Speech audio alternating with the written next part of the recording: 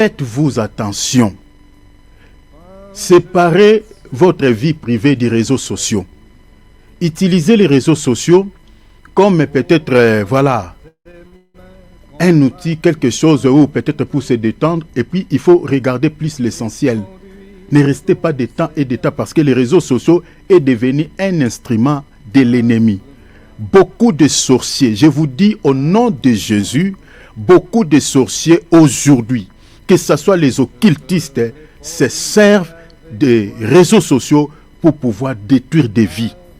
Je connais plusieurs mariages qui sont cassés à cause de l'Internet, à cause de Facebook, à cause de TikTok. Des mariages sont cassés, sont en train d'être détruits à cause de... Les gens diffusent des informations fausses au sujet d'une personne qu'il ne connaît pas.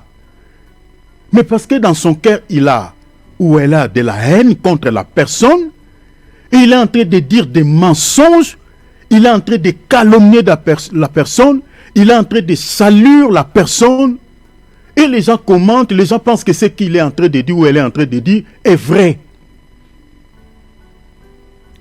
Méfiez-vous de cet outil, utilisez ça juste pour, voilà, ce qui est, je peux dire, utile, parce qu'il y a moins de ce qui est utile sur les réseaux sociaux.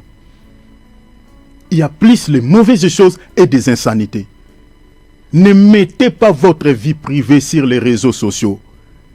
Chrétiens, je vous dis, je vous conseille, ne mettez pas votre vie privée sur les réseaux sociaux.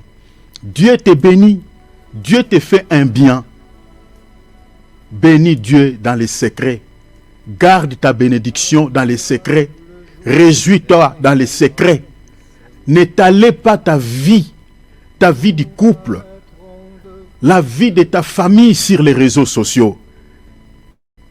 Beaucoup de gens qui sont amis avec nous sur Facebook, TikTok, vous ne connaissez pas leurs états d'âme. La majorité des sorciers et des occultistes aujourd'hui utilisent cet outil pour détruire la vie de certaines personnes. Faites-vous attention. Je dis faites-vous attention.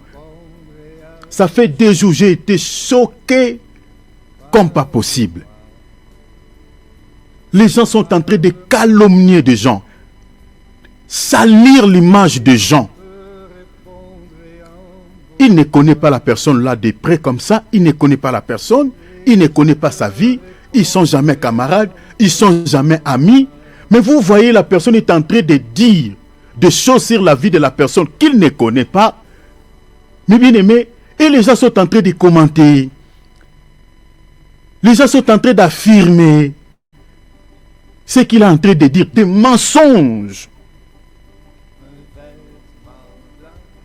À l'heure où nous parlons, je connais un couple qui est en voie qui envoie des divorces. La femme est ailleurs, l'homme est ailleurs.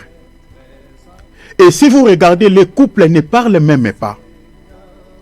Mais ce sont des gens qui récupèrent la vie de ce couple et ils sont en train de commenter là-dessus. Je dis, mais ça ne peut être que des sorciers. Ça ne peut être que des sorciers. Les gens sont en train de commenter sur la vie d'un couple. Ils ne connaissent ni la femme, ni l'homme.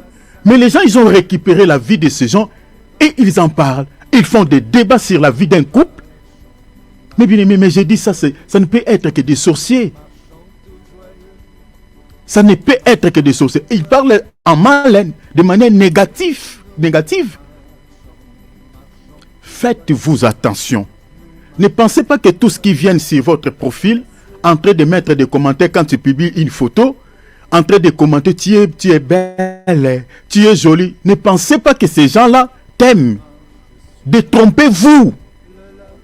Les réseaux sociaux est devenu un instrument très dangereux pour la vie des gens. Pour la vie des gens. Il y a des couples qui sont brisés, des mariages sont brisés, des relations sont brisées à cause des réseaux sociaux. Ne mettez pas votre vie sur la toile. Je vous donne ces conseils. Ne mettez pas votre vie privée sur la toile. Ne mettez pas votre vie privée sur la toile. Dieu te bénit avec un bon mariage. Garde ça pour toi. Résous-toi en secret. Ne mettez pas sur la toile. Dieu te bénit avec, avec les matériels. Tu as acheté une belle voiture. Tu as une belle maison. Garde ça pour toi-même. Résous-toi avec ton mari, avec tes enfants. Résous-toi seul. Ne venez pas étaler ta vie sur Facebook. Ne venez pas étaler ta vie sur TikTok. Beaucoup de gens qui sont amis avec nous sur les réseaux sociaux, la majorité, je vous dis, sont des sorciers. Amen. Les réseaux sociaux est devenu un outil très dangereux qui détruit la vie des gens. Une femme que je ne connais pas de près, mais je connais de loin. C'est un enfant de Dieu. Elle a chanté pour le Seigneur. Elle est d'origine congolaise. Dieu l'a bénie avec un bon mari. Elle a fait 3 enfants avec cet homme.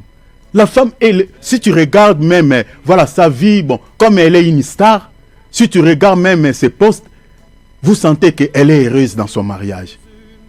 Mais il y a un monsieur, je vis sur la toile, qui est en train de dire n'importe quoi au sujet de cette femme. Mais bien aimé, ça m'a choqué. Ça m'a choqué, j'ai eu des larmes aux yeux. J'ai dit, Seigneur, viens. Je vous dis la vérité. La nuit, j'ai dit, Seigneur, viens nous chercher. Viens nous chercher, Seigneur. Parce que si tu nous laisses encore, Seigneur, beaucoup de temps dans ce monde, Seigneur, nous allons tous être pourris. Le Messie est en train de dire n'importe quoi au sujet de cette femme qui est mariée. Mais bien aimé, ça m'a choqué. Donc si son mari attend ce qu'il est en train de dire, si l'homme n'est pas, comme certains hommes qui ont la maîtrise, il peut divorcer avec sa femme. Le Messie dit des choses, il est en train d'affirmer. Je ne sais pas si ce Messie-là va porter une plainte. La calomnie, les mauvais témoignages sont condamnés dans la parole de Dieu. Les gens qui propagent des mauvais témoignages contre la vie des gens, c'est condamnable à la parole de Dieu. Ça fait partie des 10 commandements, de la loi morale. Le Seigneur dit, tu ne porteras jamais de faux témoignages contre ton prochain. Mais regarde ce qui se passe sur les réseaux sociaux. Les gens portent des faux témoignages contre la vie des gens. L'objectif c'est quoi? C'est de détruire. Ce n'est pas de construire, c'est de détruire. J'ai vu une sœur, une chantre de l'Éternel que j'ai le nom ici, qui a un problème avec le père de ses enfants, son mari. Il y a une sœur qui est chrétienne, qui a commenté, il a dit à cette sœur, ma sœur, elle a donné un exemple d'une sœur, d'une chantre, qui avait eu des soucis aussi dans son couple avec son mari. La sœur était en train de prodiguer des conseils à cette sœur. Fais comme ta sœur là. Pardonne ton mari. S'il y a eu des problèmes, pardonne-les. Reviens. Vous avez fait déjà 2 ou 3 enfants. Pardonne comme ta sœur là. Elle a pardonné son mari. Mais bien aimé, en regardant les autres commentaires, mais bien aimé, il y a des autres qui se sont attaqués à la sœur qui était en train de prodiguer de bons conseils à la sœur de pardonner son mari et de retourner dans son mariage. Les gens se sont attaqués de lui. La majorité des gens. Je dis, mais où sont des chrétiens ici? Mais toutes ces personnes-là qui sont en train de soutenir le divorce de ces... Je dis, ça ne peut être que des sorciers. Ça ne peut être que des sorciers. Bien-aimés, faites-vous attention. Dieu te bénit. Garde ta bénédiction. Mange ta bénédiction en secret. Réjouis-toi en secret. Ne vous fiez pas aux commentaires que les gens mettent sur vos photos, tout ce que vous publiez. Ah, tu es belle. Ah, tu as une belle maison. Ah, tu es ceci, cela. Ces éloges-là que les gens mettent sur les commentaires, ce n'est pas ce qui est dans leur cœur. Dans leur cœur, il est en train peut-être de dire autre chose. Sur les réseaux sociaux, beaucoup de gens qui sont amis avec nous, ce sont des gens doublés. Ce sont des gens doublés. Il est en train de dire, oh Dieu te bénisse. Mais dans le cœur, ce n'est pas ce qu'il est en train de dire. Il est en train de te maudire. Il cherche seulement une occasion. Le jour où il aura l'occasion, celui qui te bénissait, il sera le premier qui est en train de diffuser des fausses informations au sujet de toi sur les réseaux sociaux. Il va dire, vous connaissez cette sœur-là. Oh, regarde, sex tape. Voilà, on l'a attrapé avec un homme. On l'a fait ceci. Il sera la même personne, la première des personnes qui va diffuser, qui va te calomnier, qui va publier la situation qui est arrivée dans votre vie. C'est important de le dire, parce que hier j'ai été choqué. Et j'ai compris, pendant que j'étais en train de réfléchir par rapport à cela, j'ai compris la prophétie que le Seigneur avait dit à notre père de la foi Abraham, qu'avant que le Seigneur n'accorde la délivrance aux enfants d'Israël au pays d'Égypte, le Seigneur avait dit, il faut que le péché des Amoréens atteigne les combles. Cette prophétie, à l'ère où nous parlons, cette prophétie est accomplie, mes bien-aimés, de manière littérale dans notre temps. Parce qu'il n'était pas question de l'Israël physique, mais il était question de l'Israël d'en haut, qui est l'Église. Avant que le Seigneur ne vienne nous chercher en Égypte, que j'explique le monde, il faut que les péchés des Amoréens, que j'explique les païens, des nations païennes, atteignent les combles. Et nous sommes arrivés là. Les gens ne cachent plus leur mauvais cœur. Allez sur TikTok, vous allez voir. Vous allez voir. Je suis souvent choqué et stupéfait. Utilisez ton compte que tu as Facebook, TikTok, peut-être pour publier, si tu es chrétien, des choses de Dieu. Mais ne l'utilise pas pour mettre ta vie privée sur ces comptes. Parce que tous ceux qui sont amis avec toi, tu ne connais pas ces gens-là physiquement. Tu ne connais pas ces gens-là spirituellement. Faites-vous attention, mettez-vous sur vos gardes. Les réseaux sociaux est devenu un instrument que l'ennemi utilise avec ses enfants pour détruire la vie des gens. C'est important que Dieu vous bénisse. Nous allons dire merci au Seigneur. Nous allons bénir le nom de Dieu. Le Seigneur qui nous a soutenus depuis le mois, j'aimerais dire toute l'année 2025 jusqu'aujourd'hui. Nous allons dire merci à Jésus. Nous avons effectué le voyage avec plusieurs personnes tout au long de l'année passée et beaucoup sont restés en chemin tout au long des voyages. Nous ne sommes pas meilleurs aux yeux de Dieu que ces gens. La grâce de Dieu nous a localisés qui a permis que nous puissions arriver en ce mois de janvier 2026. Tout ce que le Seigneur attend de nous, de lui donner la gloire. Bénis le Seigneur pour la vie qu'il t'a donnée, pour la vie qu'il a donnée à ta famille, pour tous les biens que le Seigneur t'a comblés. Donne-lui la gloire. Prions au nom de Jésus. Notre Père, on prend un bâton, on est en train de frapper quelqu'un dans la tête vivant comme ça jusqu'à ce qu'il va mourir. Mais bien, imaginez. Ces genres de pratiques, ce sont des péchés, on appelle des péchés en outrance, des péchés qui offensent directement le Seigneur. Ce sont ces genres de choses qui attirent les jugements de Dieu sur les habitants de la terre. Les gens qui font ce genre de choses, si vous regardez les prétextes, c'est quoi? C'est les minéraux. Mais qu'est-ce que ces gens-là que vous tuez ont à voir avec les minéraux? Rien du tout. C'est seulement les sorciers, les occultistes et les gens qui travaillent pour les comptes des mondes des ténèbres qui font de telles choses. Il y a plusieurs femmes, plusieurs jeunes filles violées, tuées. Mais bien aimé, c'est horrible, horrible. Il y a des vidéos, si vous regardez, vous pouvez directement dégoûter tout dans ce monde. Dégoûter. Moi, souvent, quand je regarde quelque chose, je me mets à la place de la personne. C'est comme ça que je sens le choc. J'ai été souvent scandalisé, choqué de ce qui se passe à l'est de la République démocratique du Congo. Et ma prière, la prière que j'adresse souvent à Dieu, que Kagame, et toute sa bande, tous ses collaborateurs comme des Nanga, des Bertrand Bissimo, des Makenga, des Willy Ngoma, toutes ces personnes et les autres qui n'échappent jamais, qui ne s'échappent jamais au jugement de Dieu. Et ça doit commencer ici sur la terre.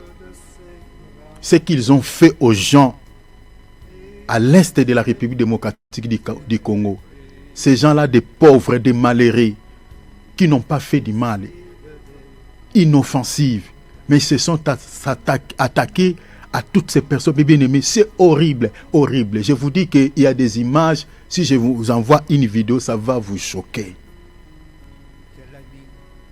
Donc, nous, tels que nous sommes là, avec des Kagame là, nous ne sommes pas tous, nous ne sommes pas pareils au fait. Le Kagame n'est pas entièrement humain. Des Nanga, des Bertha, ces gens-là ne sont pas entièrement humains.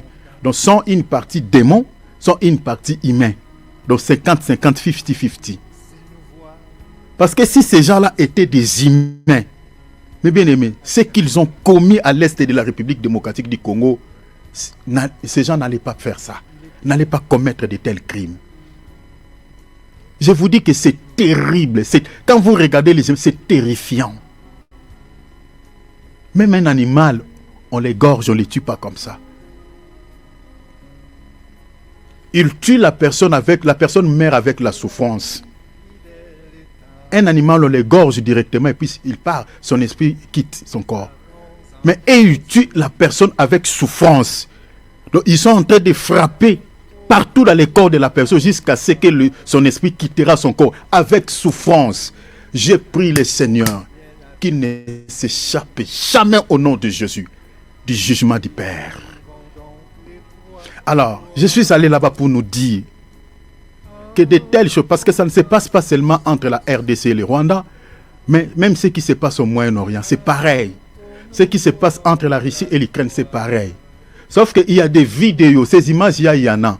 Mais ça se passe souvent sur voilà, des comptes comme, par exemple, WhatsApp. Les gens qui sont amis avec des gens qui ont des vidéos comme ça, ça se passe dans des comptes qui, voilà, qui ne peuvent être censurés par les États-Unis d'Amérique ou par les gens qui gèrent ces réseaux sociaux. Parce que si on les met sur YouTube ou sur Facebook, on va directement désactiver votre compte. Mais nous sommes amis avec certaines personnes, on nous envoie des images. Si tu regardes, c'est horrible. Je vous dis horrible. Il n'y a pas de mots. Alors, cela montre suffisamment que le temps est proche.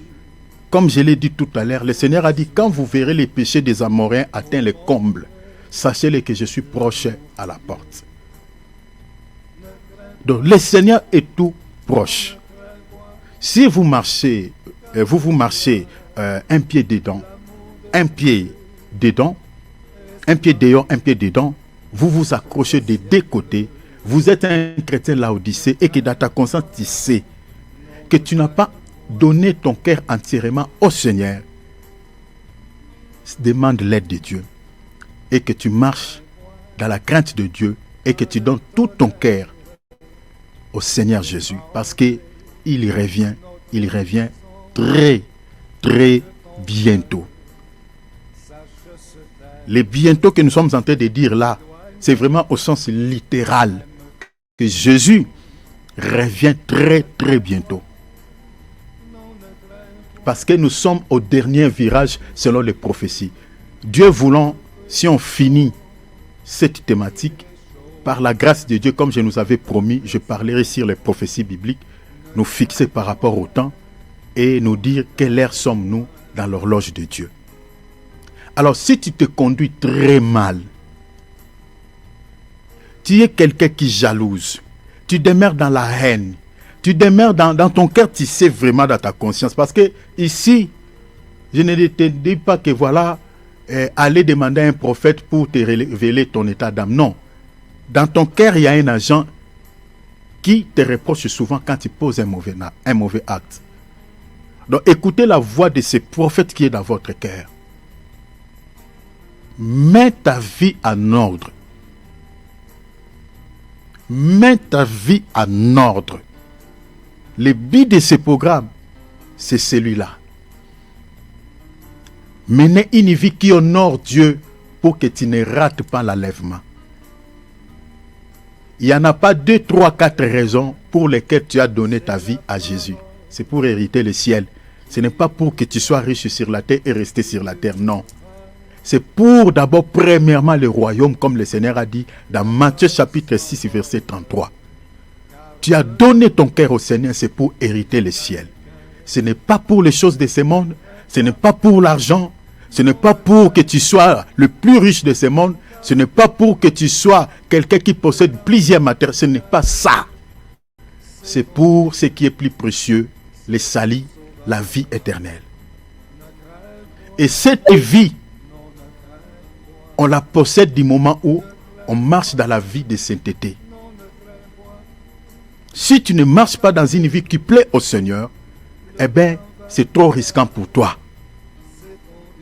Parce que la Bible dit, sans la sanctification, personne ne verra Dieu. C'est-à-dire, tu perds ton salut. Si vous n'avez pas une vie qui plaît au Seigneur, si vous ne menez pas une vie de sainteté, eh bien, la porte du ciel est fermée sur votre tête. Il n'y a pas une offrande qui va te sauver. Tes dîmes ne te sauveront pas. L'argent, tous les sacrifices que tu donnes, tu fais à Dieu, ne sauvera jamais ton âme sans la sainteté, sans la sanctification. L'offrande la plus meilleure et la plus importante que Dieu attend de toi, c'est de donner ton cœur, de donner ta vie totalement à lui. Et cette offrande doit être sainte. Romains 12, verset 1er. Saint, vivante et agréable. Que cette requête, que tu le fasses bien. Que tu le fasses bien.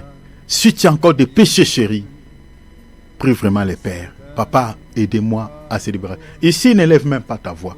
Parce qu'il y a certaines choses, peut-être nous, si on attend ce que tu es en train de dire, ça va nous scandaliser pour rien. Mais ça ne va pas scandaliser le Seigneur. Toi-même, si tu es dans ta chambre, plie tes genoux et demande l'aide de Dieu. Demande l'aide de Dieu. Que le Seigneur te débarrasse de ses péchés. Parce qu'il revient très bientôt. Alors prions. Nayebi Yesu, ozali ndezambe, kokani solo, motote o Yesu doto nangai, wele kimonene, ete mokolo moko, namona elongi na yo. Nayebi Yesu, ozali ndezambe, kokani solo, motote o Yesu na ngai, ndoto na ngai eleki monene, mokolo moko namona elongi na yo.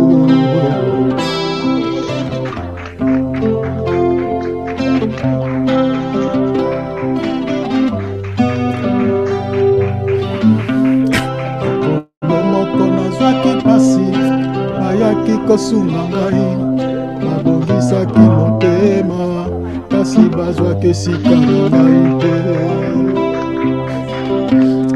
okabolaki lipa elongo mpona kobosana pasi kasi pota ya motema okokabola ndenge nini zokane kulusu Yesu azwaki esika na ngai asesengelaki nga na mona yenda memaki nanga ngai na yamba ye tokoma eloko moko maboko na ngai konga maboko na ye banda ngai na ndima ye tokoma eloko moko lokola vandi na motema nyonso pasi ya moni yango.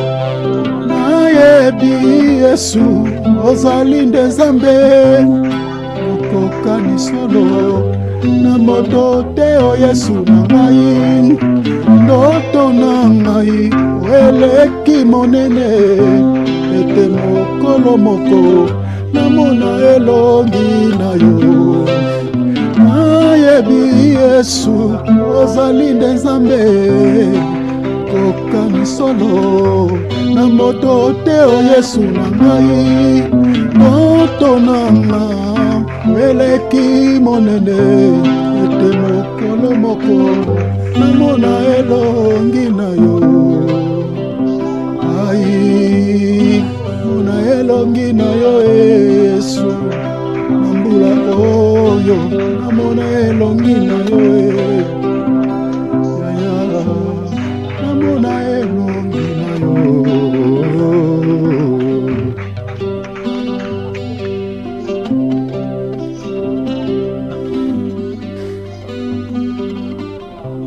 Les acclamations. Alléluia, alléluia, alléluia. Que le nom du Seigneur Jésus-Christ soit richement béni. Gloire à Dieu. Voilà, mes bien-aimés dans le Seigneur. Voilà, aujourd'hui, comme j'avais dit, nous avons des intervenants. Le premier intervenant, c'est mon bien-aimé Philippe, qui va nous exhorter pendant 15 à 20 minutes. Et le deuxième intervenant, c'est moi. Donc, on va subdiviser le temps. Donc, on ne va pas déborder à tout ça. Je crois, moi, je vais parler pendant plus ou moins 40 minutes à 50 minutes après mon bien-aimé Philippe. Donc, prenons nos Bibles, prenons nos calepins, notons des points essentiels. Soyez attentifs, restez en place. Ne faites pas de mouvements pour, voilà, nous sommes là pour partager la parole, consacrons ce temps pour le Seigneur. Gloire au Seigneur. Et après cela, nous allons partager sur l'observation des fêtes juives dans la grâce. Je nous avais expliqué ici que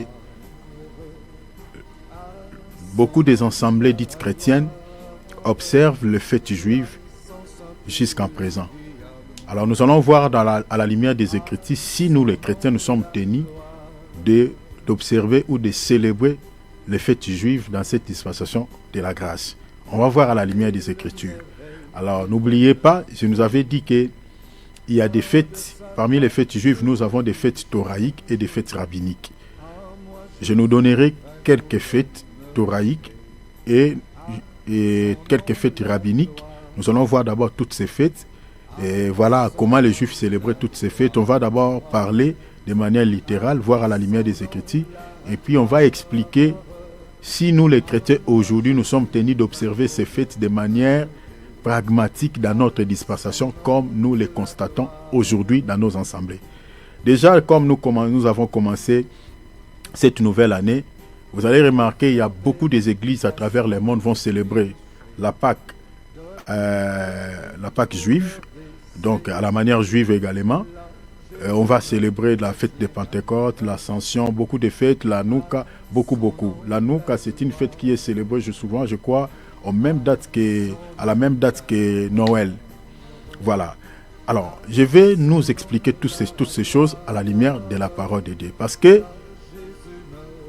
il y a pas mal de fausses doctrines que l'ennemi a introduites dans nos assemblées. Beaucoup des hommes de Dieu, par ignorance, observent toutes ces fêtes, ne sachant pas que dans cette dispensation de la grâce, les chrétiens ne sont plus tenus d'observer toutes ces fêtes à la manière juive. Parce que quand on parle des fêtes thoraïques, les fêtes là aujourd'hui ne les prenez pas comme des fêtes physiques, des fêtes que nous avons l'habitude de célébrer physiquement. Donc à titre d'information déjà, ce que nous devons comprendre est que toutes les fêtes de l'Éternel, aujourd'hui nous les chrétiens, nous les célébrons de manière spirituelle et non physique, comme on le voit, certains chrétiens ont l'habitude de célébrer la Pâque chaque mois d'avril, entre mai et avril. Nous disons que ces chrétiens-là n'ont pas compris. N'ont pas compris la portée de toutes ces fêtes-là. La fête de la Pâque, ça explique beaucoup de choses, mais je vais nous expliquer tout cela à la lumière des Écritures. Alors, je lis rapidement Hébreux chapitre 13, verset 9, traduction français courant. Ne vous laissez pas égarer par toutes sortes de doctrines étrangères. Il est bon d'être fortifié ou affermi intérieurement ou spirituellement par la grâce de Dieu et non par les règles relatives à des aliments, c'est-à-dire des doctrines étrangères, relatives aux aliments. Ceux qui observent de telles règles n'en ont jamais tiré aucun profit. Donc, nous voyons ici l'auteur de l'épître aux Hébreux met en garde les chrétiens à son temps contre les doctrines étrangères. Alors vous comprenez que les fausses doctrines, parce que les doctrines étrangères, ce sont des fausses doctrines, c'est ce que vous pouvez retenir. Ce sont des doctrines, des fausses doctrines, qui conduisent des milliers d'âmes en enfer. Alors l'ennemi agit de cette manière depuis la nuit des temps.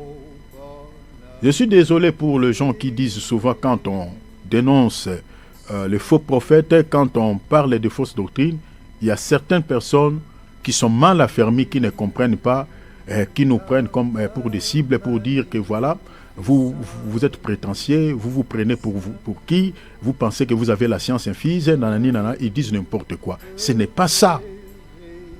Ce n'est pas ça. Il y a des chrétiens qui ne cherchent pas à comprendre pourquoi ces bien-aimés souvent sont en train de dire ainsi. Nous ne sommes pas les premiers de parler des fausses doctrines, nous ne sommes pas les premiers de dénoncer les faux prophètes. Depuis l'ancienne alliance, les apôtres, les vrais prophètes de Dieu dénonçaient les faux prophètes et dénonçaient les fausses doctrines. Donc vous voyez ici, l'auteur de l'Épître aux Hébreux nous parle des doctrines étrangères. Donc ce sont des fausses doctrines. Alors, je lirai encore également Matthieu 15, 1, 3 et puis 6, 9. Alors ça c'est notre texte de base. Le Seigneur dit, alors les pharisiens, plutôt c'est les pharisiens qui parlent au Seigneur, les pharisiens et des scribes vers de Jérusalem auprès de Jésus et dit, pourquoi tes disciples transgressent-ils la tradition des anciens ou de nos ancêtres, car ils ne se lavent pas les mains quand ils prennent les repas. J'avais dit ici que la tradition dont les pharisiens parlent ici, il était question de plusieurs choses. Ici, les pharisiens, ils évoquent le lavage des mains.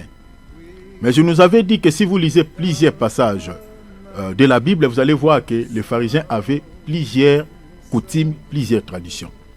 À part le lavage de mains, il y avait également, comme je l'ai dit tout à l'heure, les fêtes thoraïques faisaient aussi partie de leur tradition.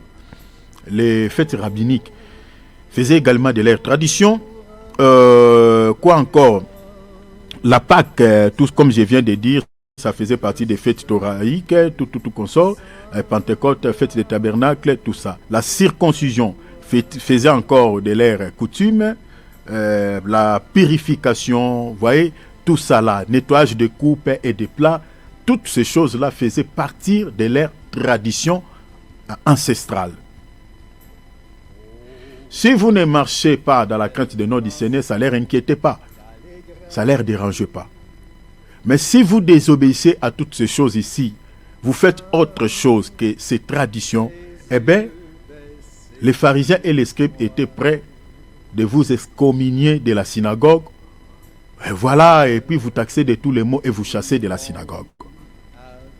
Donc, ils veillaient à ces traditions au point que si vous ne faites pas attention, regardez déjà ici dans Matthieu 15, ils ont quitté, je ne sais pas, l'air des mers. Ils sont venus, je crois, ils quittaient d'un village pour venir à Jérusalem.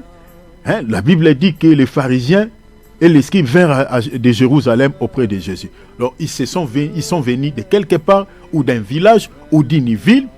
Ils ont parcouru un trajet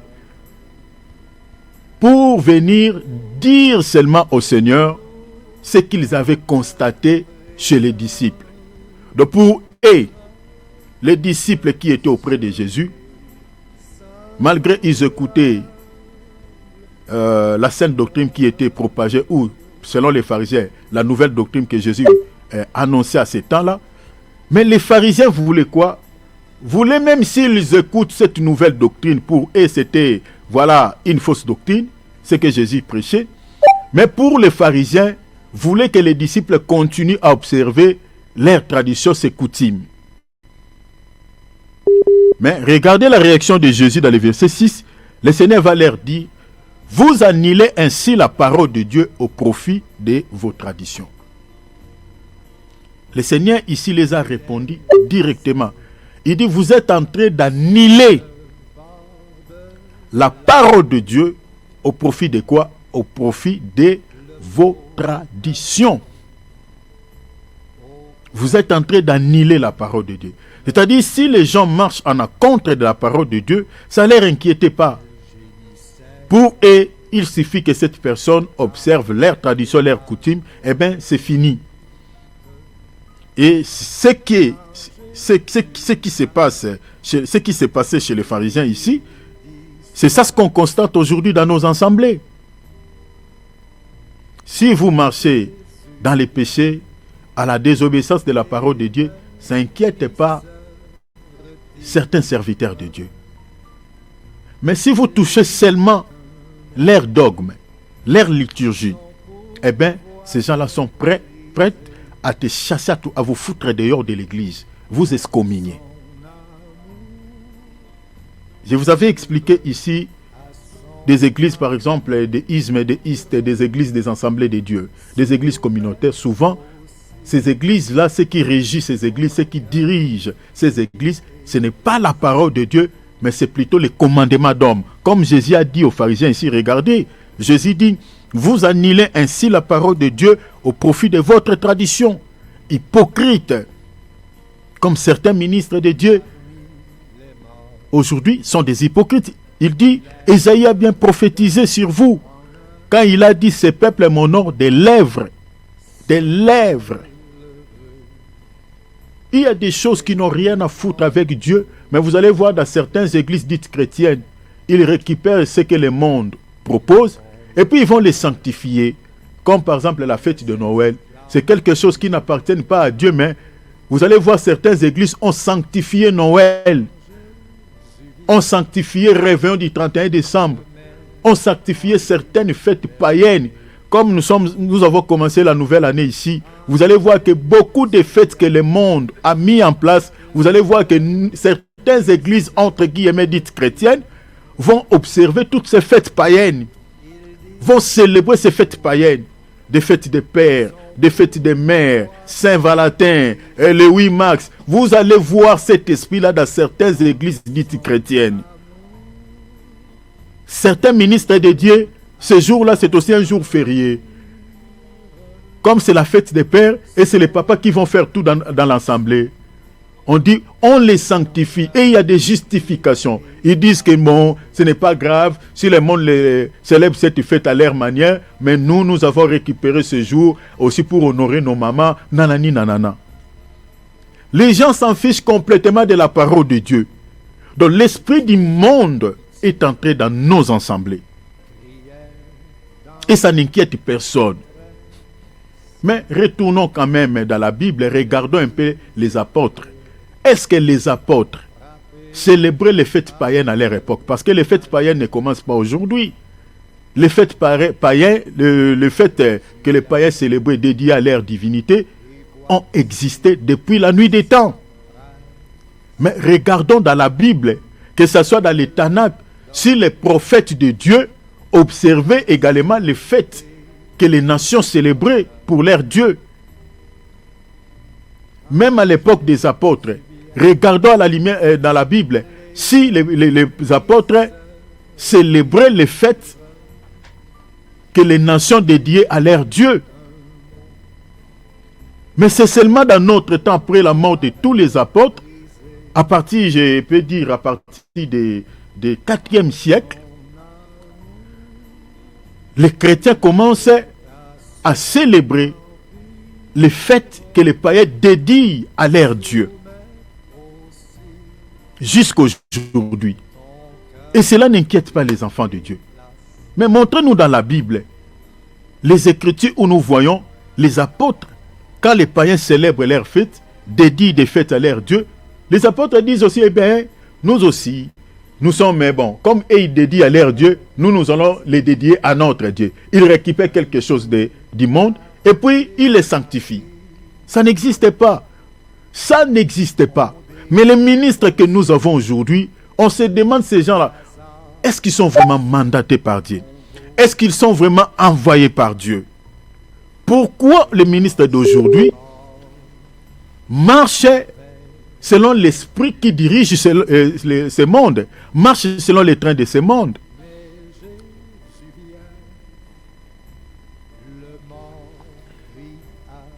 Vous allez voir que beaucoup de fêtes n'ont rien à foutre avec Dieu. Rien à foutre avec Dieu. Mais vous allez voir cet esprit même dans nos assemblées. Apocalypse 18, 3.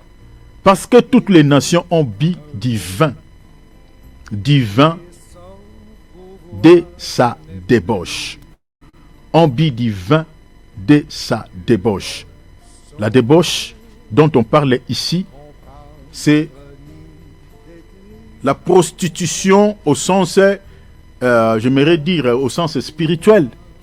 Parce que si vous lisez Jacques 4,4, Jacques dit, ne savez-vous pas que se faire ami du monde, c'est de se faire ennemi de Dieu, ou aimer le monde, c'est de se faire ennemi de Dieu. Quand on aime le monde, on devient ennemi à Dieu.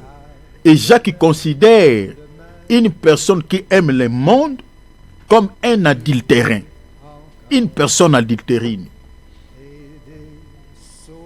C'est ça aussi l'essence de la débauche. Quand on est aussi dans l'idolâtrie, c'est aussi ça la débauche. Ézéchiel chapitre 16.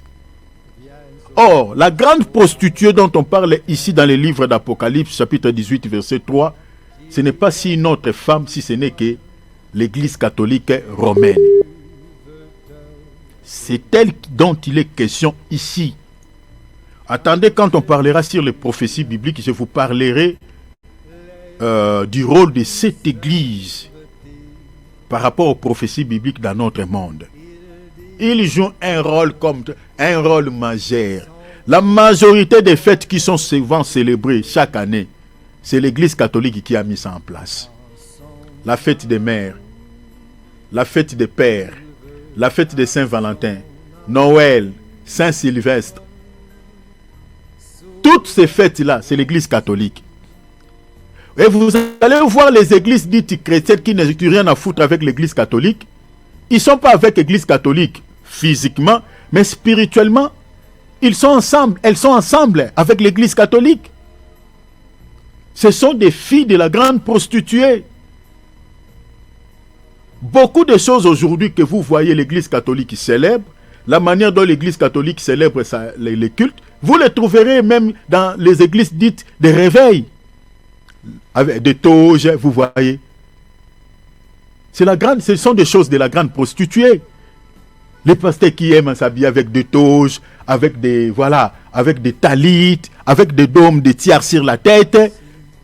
Ils ont pris ça où? Chez les catholiques. La grande prostituée. Et beaucoup pensent que quand on s'habille avec une toge, on met les talites au cou, on met ces petits chapeaux, et c'est ça d'être un serviteur de Dieu. Les gens se trompent. C'est très compliqué et ça fait très mal. La Bible dit, parce que toutes les nations, c'est sans exception, toutes les nations, la Bible dit, ont bu le divin de sa débauche. Regardez le pape qui est décédé. Ce pape-là, il avait organisé des conférences écuméniques. C'est-à-dire, il avait rassemblé tous les chefs des confessions religieuses à travers le monde au Vatican. Tapez ça sur Internet, vous allez voir ça. Le pape François là. Et tous ces chefs-là s'étaient présentés au Vatican pour assister à cette conférence. Vous voyez l'écuménisme, c'est ça l'esprit. Donc ces gens-là sont en connivence. Ils ne sont pas physiquement comme ça, mais spirituellement, l'Église catholique, cette femme, parce que l'Église est comparable à une femme. Donc cette femme prostituée dont on parle ici, prostituée, elle a ses filles qui prennent le même vin que lui.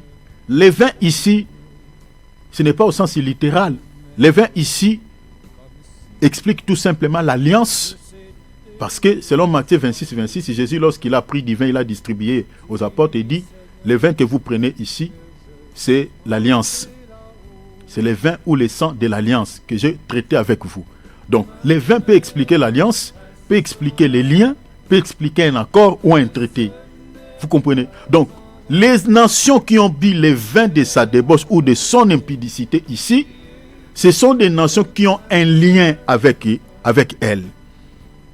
Parce que si vous remarquez la majorité des fêtes que le monde célèbre chaque année, La majorité, je parle bien, c'est l'Église catholique qui a mis ça en place. Et vous allez voir que beaucoup de nations célèbrent aussi ces fêtes-là. Je ne sais pas s'il y a une nation qui ne célèbre pas toutes les fêtes. Prenons par exemple la fête des mères. C'est à travers le monde. C'est à travers le monde. La fête des pères. C'est à travers le monde. Toutes les nations célèbrent cette fête. Noël, pareil. Saint-Sylvestre, réveillon du 31 décembre, pareil. À travers toutes les nations célèbrent cela. Donc ce sont des nations qui ont un lien, qui ont un rapport sur le plan spirituel avec cette femme dont on parle ici, qui n'est rien d'autre que l'Église catholique romaine, qui est considérée comme la grande prostituée. Prenons la fête de Saint-Sylvestre, ou réveillon, si vous voulez, réveillon de Saint-Sylvestre communément, comme cela est appelé, ou fête de Nouvel An, qui est célébrée le 31 décembre au 1er janvier.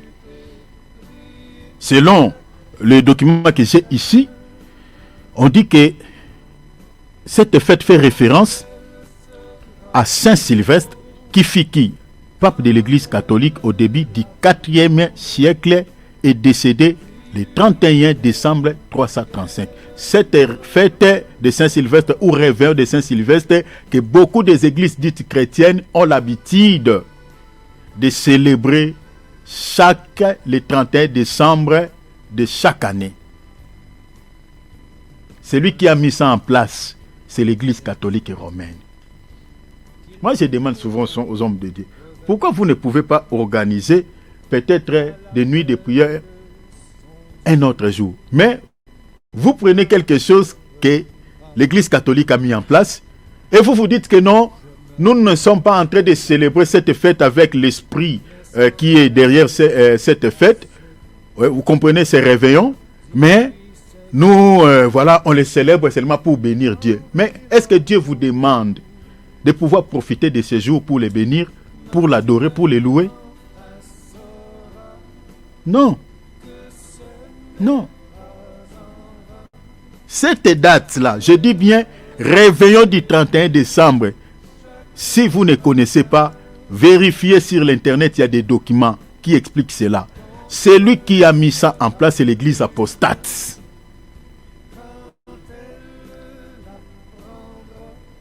Pourquoi l'Église apostate a mis cette date du 31 décembre comme, comme une fête qui doit être observée chaque année et à cette date? C'est pour commémorer. C'est ça l'esprit de cette fête. C'est pour commémorer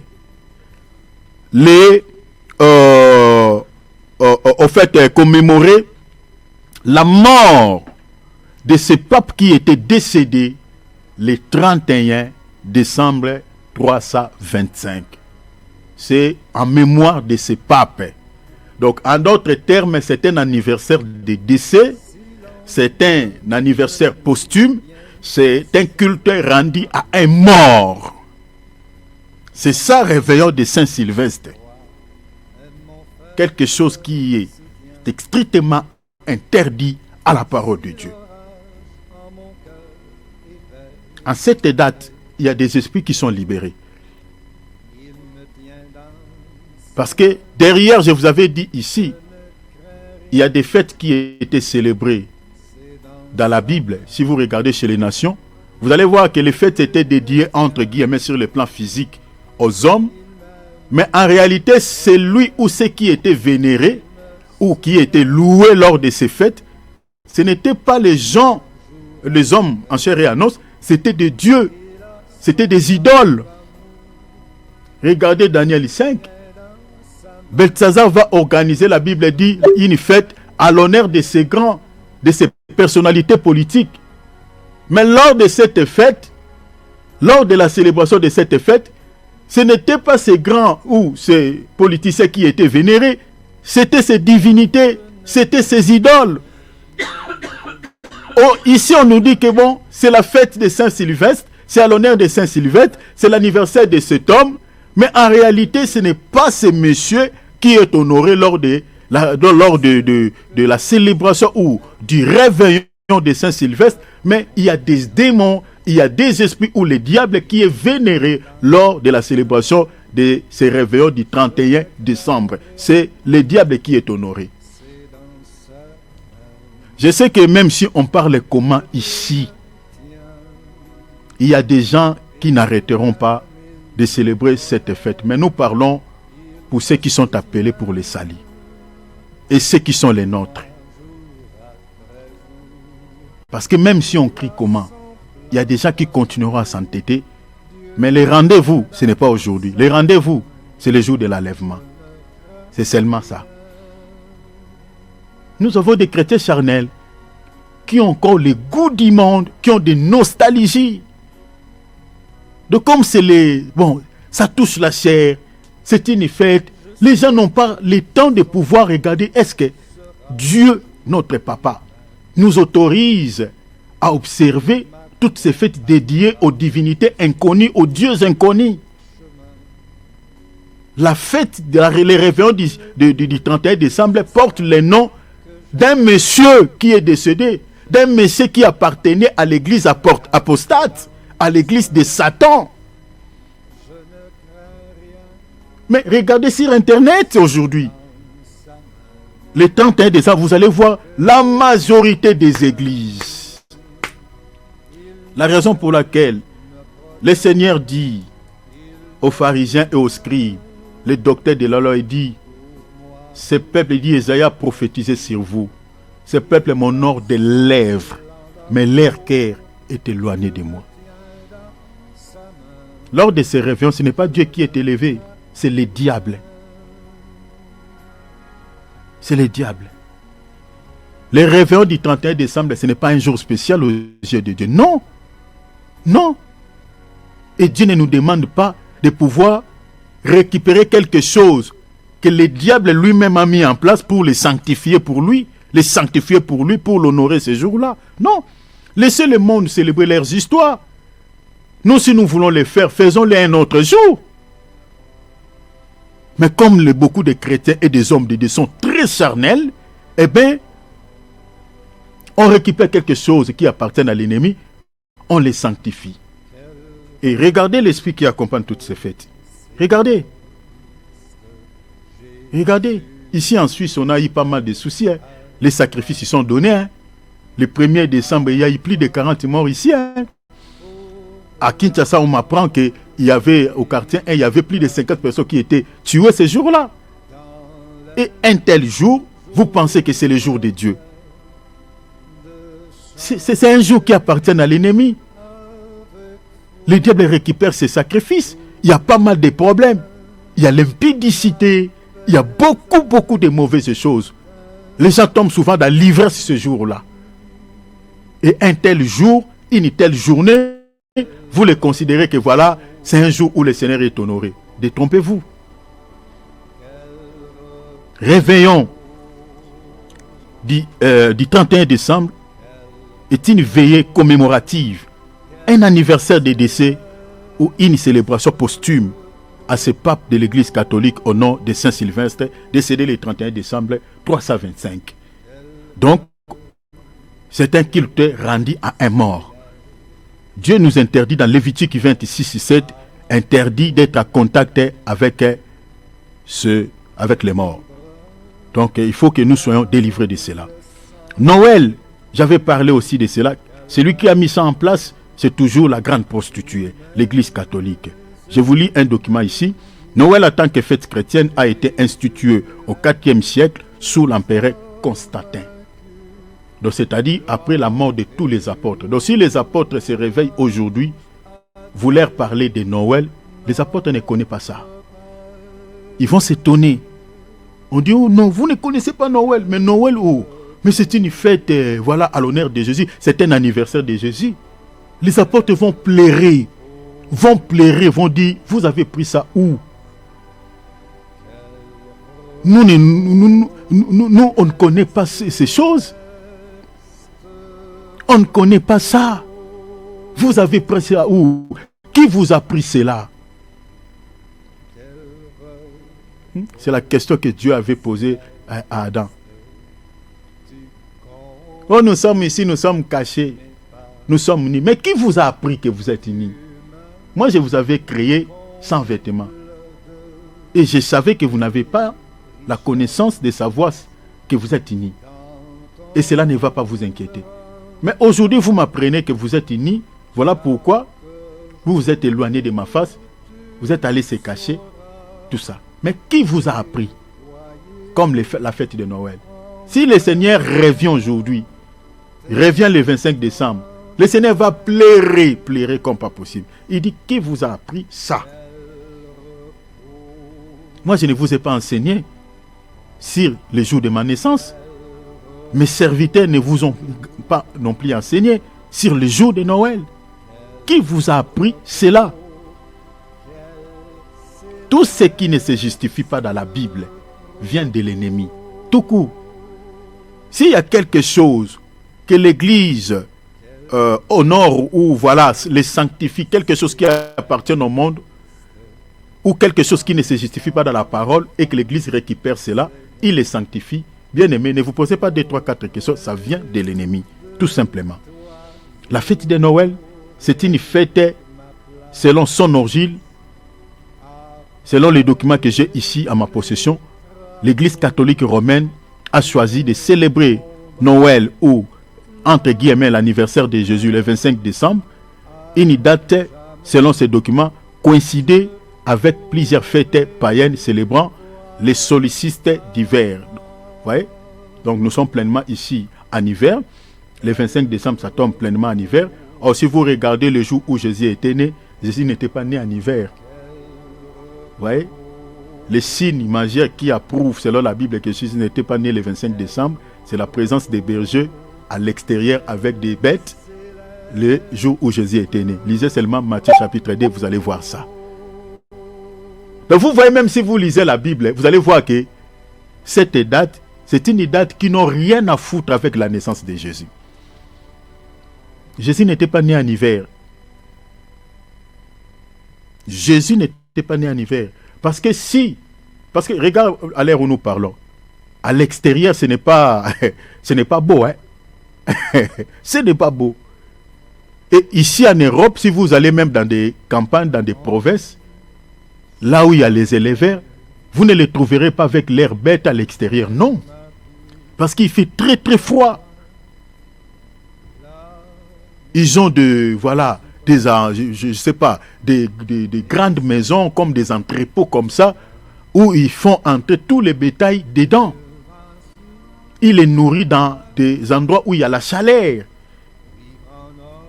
Parce qu'à l'extérieur, le berger et leurs bêtes ne peuvent pas rester même pendant 1 heure ou 2 heures à l'extérieur parce qu'il fait très froid, très très froid.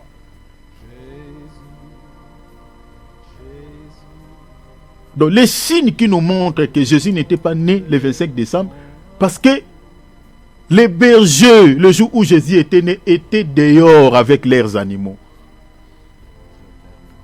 Donc si Jésus était né en hiver, ça ne peut pas être possible que les bergers se retrouvent dehors avec les animaux. Ça ne peut pas être possible. Donc le 25 décembre, qu'on est en train de coller sur le Seigneur Jésus-Christ, que voilà, c'est la date d'anniversaire de Jésus, c'est faux et archi faux. Bibliquement, c'est faux. Alors, selon ces documents, c'est une date qui coïncidait avec plusieurs fêtes. Vérifiez ça, ça trouve sur Internet. Allez même sur Wikipédia, vous allez voir ça. Vous n'avez pas besoin de lire la Bible. C'est une date qui coïncidait avec plusieurs fêtes païennes.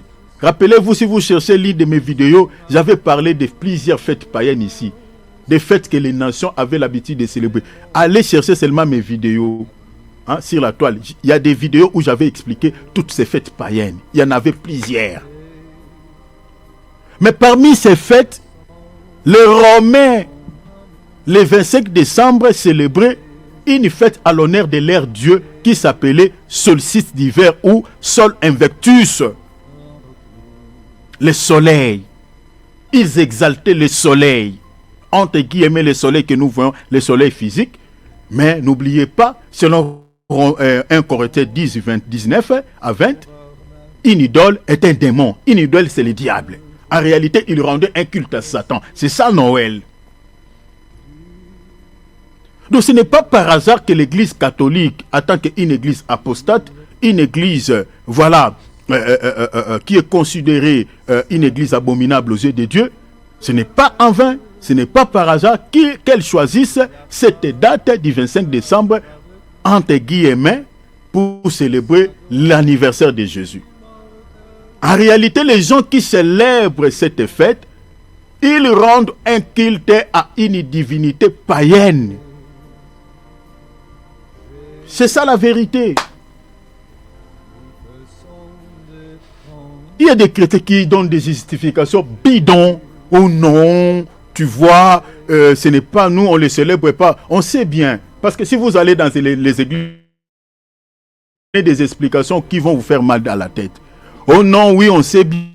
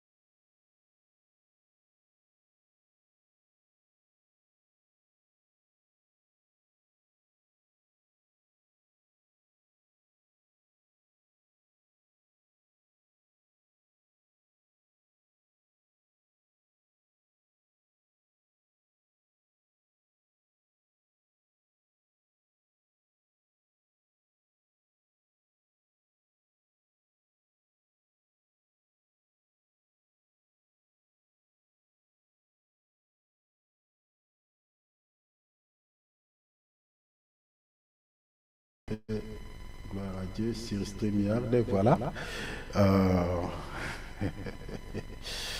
Le WhatsApp c'est revenu. Ouais, je vais essayer de se connecter ici.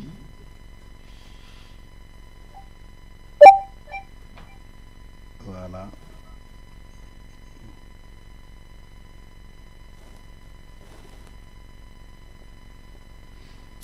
Dieu merci, c'est revenu, même en direct. Voilà, donc, amen, amen, amen. Amen, gloire à Dieu. Dieu soit loué, c'est revenu. Amen. Voilà, Amen. voilà, Dieu soit béni. Quand on explique de telles choses, des fois l'ennemi n'est pas content. Tout d'un coup, comme ça, la connexion, ça coupe. Voilà, voilà. Souvent, c'est ça. On appelle ça les aléas du direct, que cela ne vous dérange pas. Donc, voilà. J'étais en train de dire, parler de Noël. Donc, nous n'avons pas la force contre la vérité, peu importe les manœuvres de l'ennemi. On n'a que la force pour la vérité. Quand on dénonce de telles vérités, l'ennemi sait que c'est la vérité.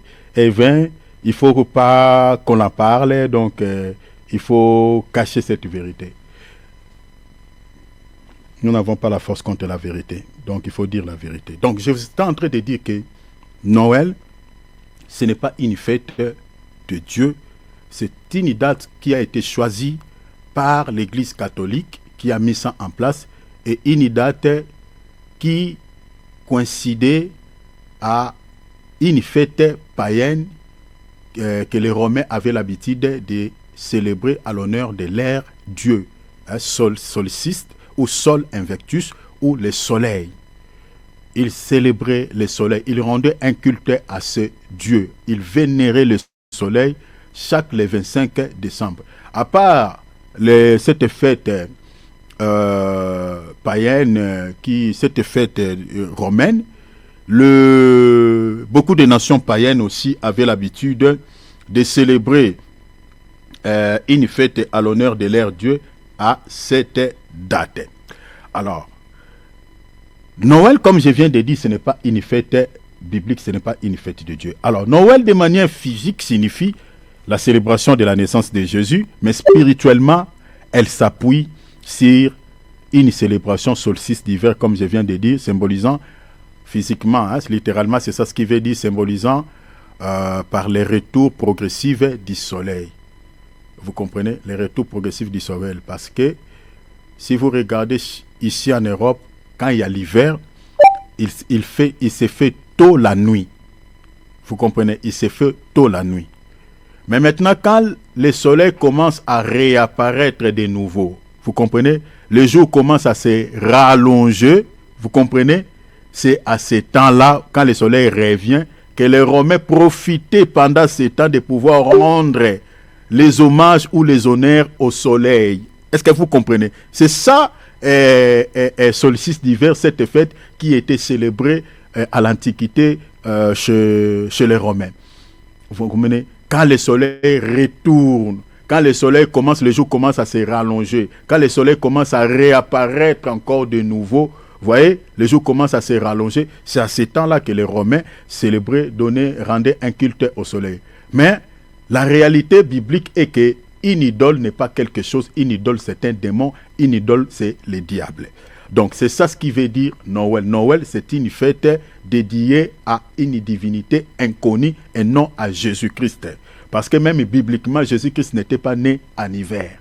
Donc on peut supposer que Jésus était né, par exemple, on peut dire en printemps ou soit en été. Parce que les bergers étaient à l'extérieur, en dehors, tous avec leurs animaux.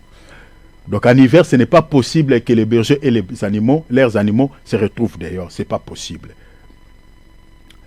Alors, Noël, c'est, comme j'avais dit, c'est une fête qui est associée à plusieurs choses. Noël est associé au Dieu Mammon. Vous comprenez? Est associé au Dieu Mammon. Cette fête, derrière le jour où de la célébration de cette fête, il y a des business derrière. Surtout en Europe, ici, n'en parlons pas. Même à travers le monde. Les gens font beaucoup d'argent ces jours-là. Il y a un esprit, l'esprit de Dieu Mammon qui accompagne cette fête. À part les dieux Mammon, il y a aussi l'excès de table. Les gens boivent beaucoup, ils vomissent même ce qu'ils ont bu. Les gens mangent beaucoup, vous voyez. Donc, c'est une fête qui est accompagnée avec tous les péchés, l'impudicité, tout. Accompagne cette fête. Et une telle chose, vous allez dire qu'elle appartient à Dieu. Aïe. C'est compliqué. Noël est associé également, comme j'avais dit, comme j'ai dit tout à l'heure, à l'argent, et puis aux ventes des cadeaux, au sapin, vous comprenez, au sapin, et beaucoup d'autres choses que vous connaissez. Mais retenez ici, la fameuse fête de Noël, comme j'avais dit, je vais parler de cela rapidement ici, parce que je vais mettre un point virgule sur cela, et puis le samedi, nous allons parler directement sur les fêtes thoraïques. La fameuse fête de Noël est symbolisée par plusieurs choses, notamment les sapins, comme j'avais dit, j'ai parlé tout à l'heure, les sapins, et puis les caricatures de Coca-Cola, Père Noël, hein, cette idole encore, et puis Noël est symbolisé aussi à un moment de paix et de réjouissance, même si en cas de difficulté ou de conflit. C'est ça Noël. La raison pour laquelle vous allez voir même le jour de Noël, quelqu'un qui ne te cause pas, il peut t'envoyer joyeuse fête de Noël. C'est-à-dire, c'est ça Noël. C'est-à-dire, mettons tout à terre, voilà, un moment de paix, un moment, voilà. Si vous suivez même le discours de notre cardinal, voilà, faisons taire des guerres, ça là le jour de Noël. C'est dit n'importe quoi, c'est ça Noël. C'est dit n'importe quoi.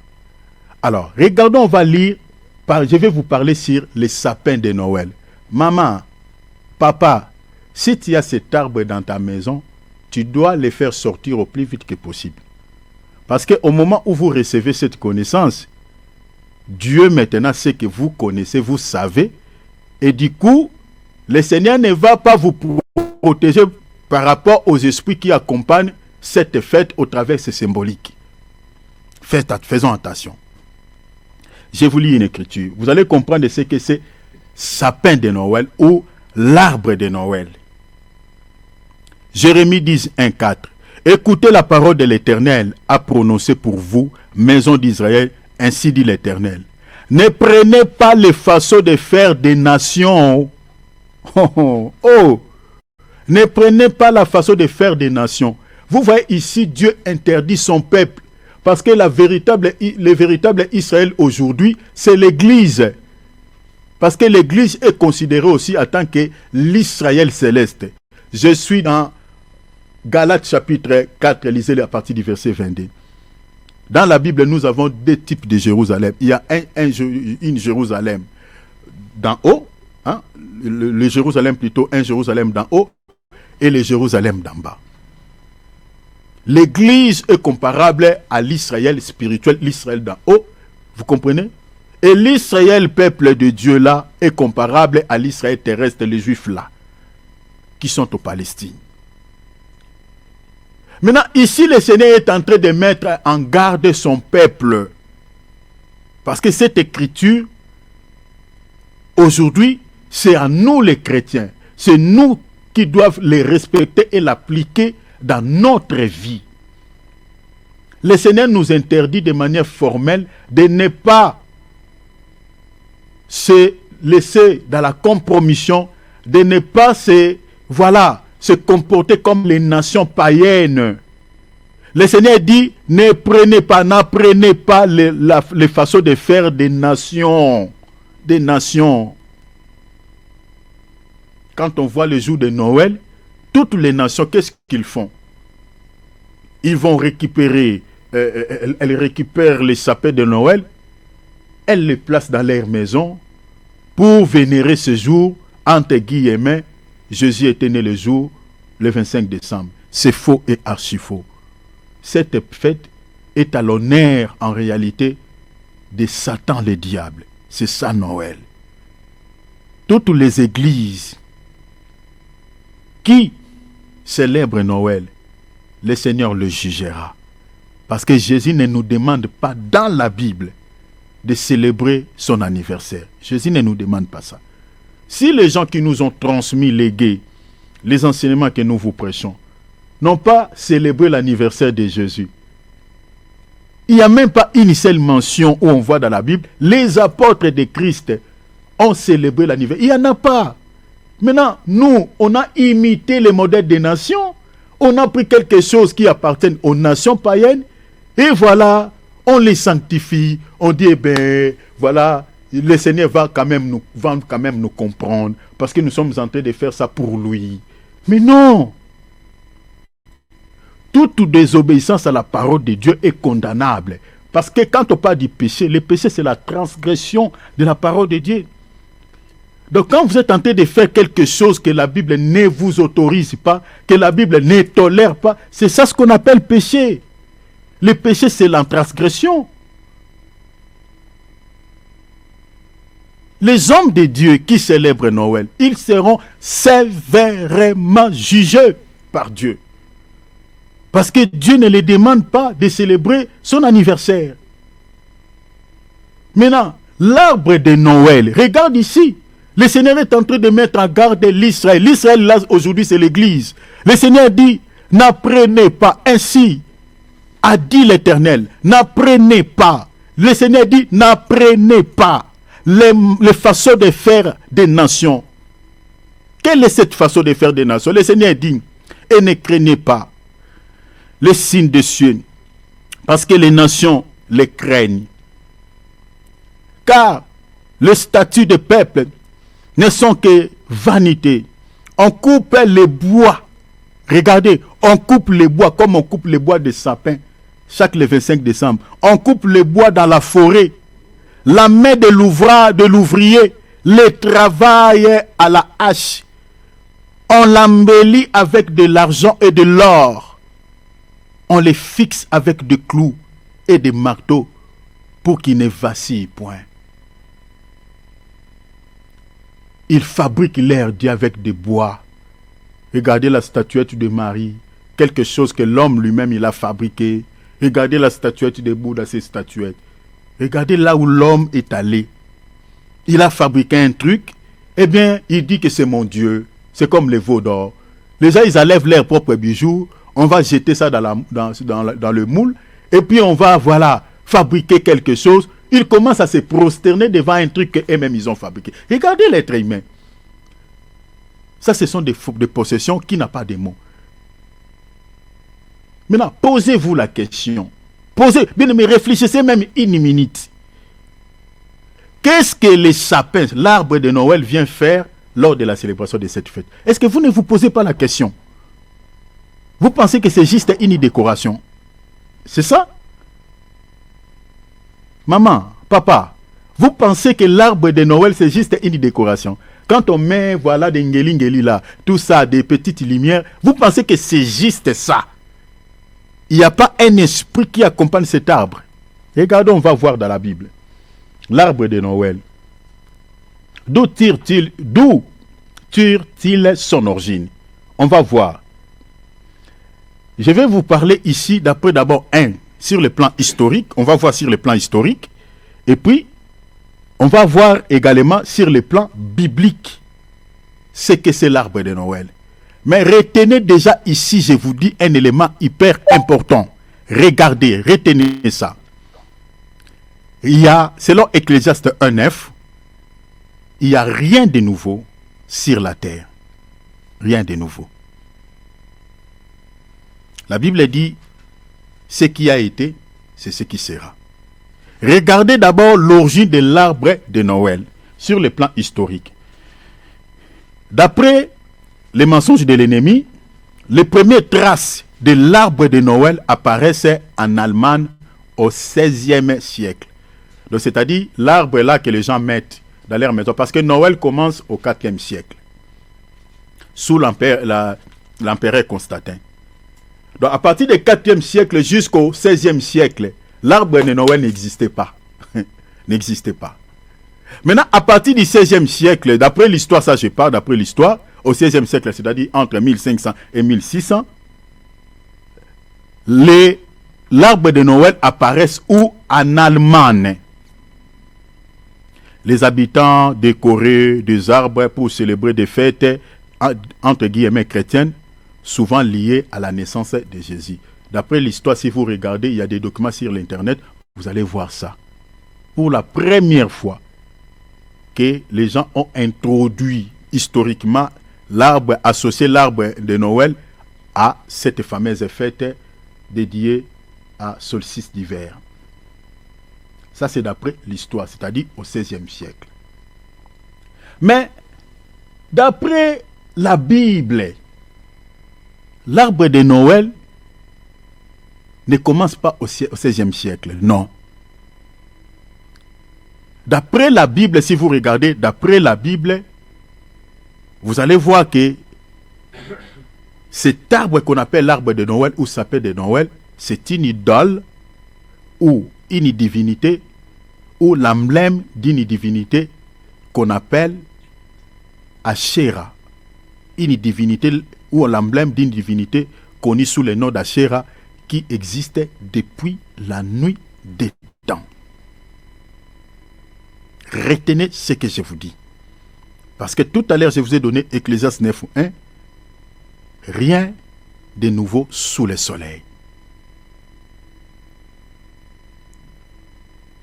L'arbre de Noël n'est rien d'autre qu'une idole ou l'emblème d'une divinité, d'après la parole de Dieu connue sous le nom d'Asherah.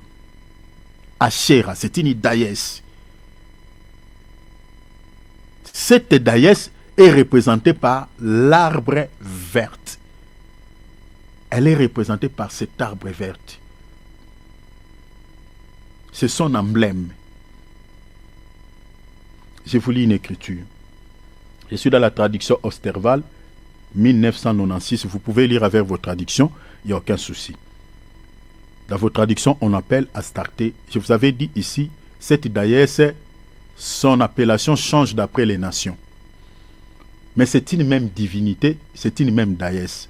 Asherah est appelée, on l'appelle Diane chez les Grecs, on l'appelle Reine du ciel, on l'appelle Sémiramis, elle change des appellations. Chez les Romains, on l'appelle Marie. Je vous avais donné un document ici, on avait lu un document ici. Attendez, je crois qu'on lira cela si on aura le temps. Alors, 1 Roi chapitre 14, on va lire les versets 23. Car ils se bâtirent aussi les oliers avec des statuettes et des emblèmes d'Asherah. On nous parle des emblèmes d'Asherah. Maintenant, on dit quoi? Sur toutes les hautes collines et sur tous les arbres verts. L'emblème d'Asherah était représenté depuis la nuit des temps par un arbre vert. L'arbre vert. Or, si vous regardez sapin, c'est ça, l'arbre vert. Deutéronome 12:2. Le Seigneur dit ici à l'Israël, vous détruirez tous les lieux où les nations que vous allez chasser servent leur Dieu sur les hautes montagnes, sur les collines et sous tout arbre vert. Le Seigneur est en train de dire ici à son peuple, ces emblèmes d'Asherah, vous n'allez pas les garder. Vous allez les détruire. C'est pour ça que je vous ai dit ici, si vous avez cet arbre dans votre maison, ne pensez pas que c'est une décoration. Ici, Dieu est en train de dire, ces arbres-là, vous n'allez pas les laisser. Parce que le Seigneur, quand il regardait ces arbres-là, il dit que ce sont des idoles.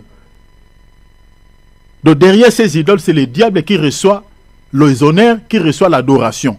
Et Dieu était jaloux de cela. Il dit à son peuple, quand vous allez posséder les pays, quand vous allez chasser toutes les nations, ils ont les emblèmes d'Asherah sur toutes les collines, sur toutes les montagnes. Donc vous devez détruire ces arbres-là. Parce que ce sont des emblèmes d'Asherah. Quand vous vous mettez l'arbre de Noël là dans vos maisons, vous pensez que c'est juste un arbre. Non. C'est un emblème. Ça représente une divinité que vous peut-être vous ignorez. Et le Seigneur est en horreur contre cela. Le Seigneur est en colère contre cela. Le Seigneur veut que cet arbre soit détruit. Il faut le faire sortir de vos maisons. Parce que ça représente une divinité. C'est l'emblème d'une déesse. Deutéronome 16:21. Tu ne te planteras point d'emblème d'Asherah. Et puis ici, il y a une précision, il dit, aucun arbre, je suis dans la traduction Obsterval, aucun arbre auprès de l'autel que tu dresseras à l'Éternel. Voyez comment notre Dieu est jaloux. Il dit, tu ne te dresseras point, verset 22, n'ont plus de statut, car l'Éternel, Dieu, est ces choses. Le Seigneur les déteste comme pas possible. Donc les gens qui mettent ces arbres dans leur maison, le Seigneur les déteste. Le Seigneur ne veut pas, parce qu'il ne considère pas le 25 décembre comme le jour de sa naissance, le jour où il était né. Jésus ne veut pas.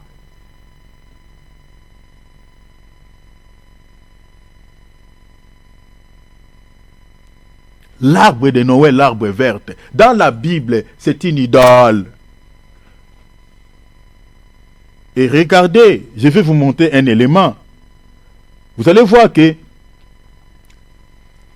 l'arbre de Noël, que les gens appellent l'arbre de Noël, selon la Bible, comme je viens de dire, c'est une idole qui est connue sous le nom d'arbre d'Achéra, qui est également, ou qui était également, selon la Bible, associé à Baal. À Baal. À Baal, pourquoi? À Baal en tant qu'épouse. Parce que Achéra, comme je viens de vous dire, c'est une déesse qui porte plusieurs appellations selon la Bible. On l'appelle même Astarté. Vous comprenez Astarté? Quand on parle d'Astarté, si vous lisez dans vos traductions, la traduction Louis II, Achéra est appelée aussi Astarté. Quand on parle d'Astarté, c'est toujours Achéra. C'est toujours la reine du ciel. C'est toujours elle. Mais maintenant, selon la Bible, partout où on parle d'Astarté, il y a aussi Baal. Sont associés, sont indissociables. Partout où vous allez voir, on parle d'Astarté. Baal est là. Je vous lis une écriture. Pourquoi je suis allé là-bas. Juge chapitre 6. Moi, j'utilise la traduction observale. On lit le verset 25. Or, dans cette même nuit, l'Éternel lui dit, prends le jeune taureau de ton père et une seconde taureau de 7 ans et démolis. Regarde ici, Jésus dit, il dit à Gédéon, démolis l'autel de Baal. On dit quoi? Qui est ton père? Et couper l'emblème d'Achéra qui est au-dessus. Est-ce que vous voyez?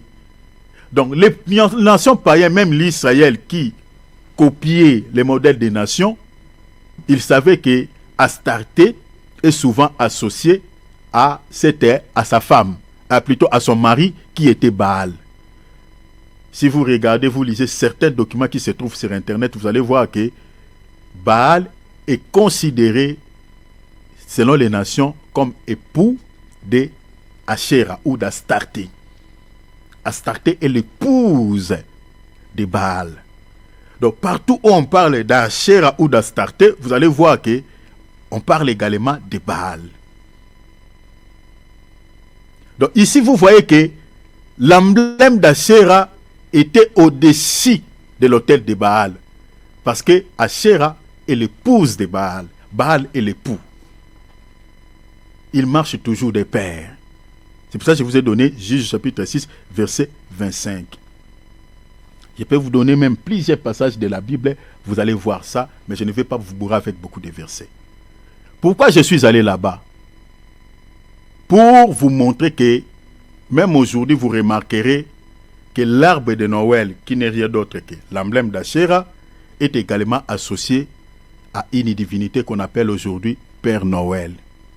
Une idole similaire à Baal. Est-ce que vous voyez? C'est pour ça que je vous ai dit rien de nouveau.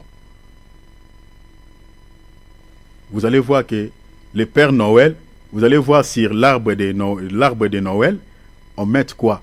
On mettait des statuettes de Père Noël. Est-ce que vous pensez que c'est par hasard? C'est ça, Juge chapitre 6, verset 25. Sur l'autel de Baal, il y avait aussi l'emblème d'Achéra au-dessus. Vous voyez?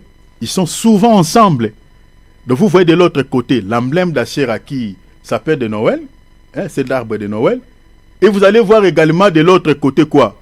De l'autre côté, vous voyez, il y a des petites statuettes de Père Noël collées à cet arbre. Mais ce n'est pas par hasard. Sauf qu'on a changé les noms. Aujourd'hui, on appelle l'emblème d'Achéra, on l'appelle sapin de Noël. Et la statuette de Baal, on l'appelle Père Noël. Mais c'est la même chose qui existait depuis la nuit des temps. Ils marchent toujours ensemble. Là où vous voyez Baal, il y a Astarté ou Achéra. Et aujourd'hui, c'est la même chose. Asherah est représenté par l'arbre vert. C'est la même chose que nous retrouvons aujourd'hui. On vous présente l'emblème d'Asherah qui est le sapin de Noël. On vous présente encore une idole. On dit c'est Père Noël. On a changé son nom. Mais en réalité, c'est Baal, Père Noël. Il est toujours avec sa femme. Vous voyez? Il est toujours avec sa femme. Donc, bien aimé, il faut faire très, très attention avec ce que le monde propose. Donc, comme je vous ai dit tout à l'heure, d'après l'histoire, Asherah ou Astarté a été assimilée à certaines déesses grecques et romaines, notamment Astérmis, comme je viens de dire. Astérmis, chez les Éphésiens ou les Romains, on l'appelait Diane. Donc ça, vous pouvez voir ça dans Actes 19, 23, 40. Elle est liée à la guerre et à la sexualité. La raison pour laquelle vous allez voir lors des célébrations de toutes ces fêtes, il y a toujours des sacrifices qui se donnent, il y a des guerres qui s'intensifient. Hein, vous avez vu, non, ce qui vient de se passer au Venezuela. On nous parle ici qu'il y a eu des morts. Et il y a des guerres qui s'intensifient ça et là. Mais les gens sont tentés de festoyer.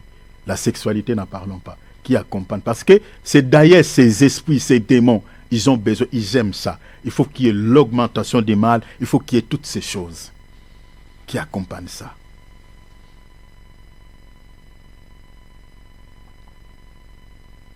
Asherah ou Astarté est aussi appelé Isis dans les panthéons cananéens et égyptiens. Ginon dans les panthéons grecs, vous voyez, chez les Romains, Ginon, l'épouse d'Égyptère. Donc si vous lisez par exemple Actes 14, 12 ou 13, vous allez voir ça. Donc le Ginon est appelé dans les panthéons grecs ou romains. Donc il est l'épouse d'Égyptère. Cybèle ou Rhea, comme je vous avais dit, dans l'Antiquité grecque, la même divinité. Hein? Asherah ou Astarté, chez les Grecs, on l'appelle Rhea. Vous voyez comment la même déesse change de nom d'après les nations. Vous comprenez? Chez les Romains, on l'appelle Rhea ou Cybèle. Je vous avais dit ici, lors de la célébration des fêtes de Noël, chez les Grecs, ils célébraient Rhea en tant que la mère de Dieu. Vous voyez, cette date, la fête des mères, qui est célébrée chaque mois de mai, le deuxième dimanche, c'est une date qui a été choisie chez les Grecs pour exalter cette déesse.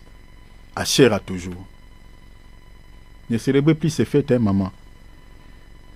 Vous rendez un culte à une divinité. Amen. Amen. Donc, c'est ça, quoi, la vérité. Amen. Alors, Asherah est aussi appelée la reine du ciel, comme je viens de vous dire, ou la Vierge Marie de l'Église catholique. Lisez Jérémie chapitre 7, verset 18, on nous parle de la reine du ciel. Et puis Jérémie chapitre 44, lisez à partir du verset 15 à 30, on nous parle de la reine du ciel. La reine du ciel, là, ne pensez pas que c'est une autre déesse, c'est toujours Asherah, c'est toujours Astarté. Mais chaque nation lui collait un nom. Selon eux, voilà. Ils lui collaient un nom. Alors, la Vierge Marie de l'Église catholique, c'est aussi Asherah. C'est aussi Asherah.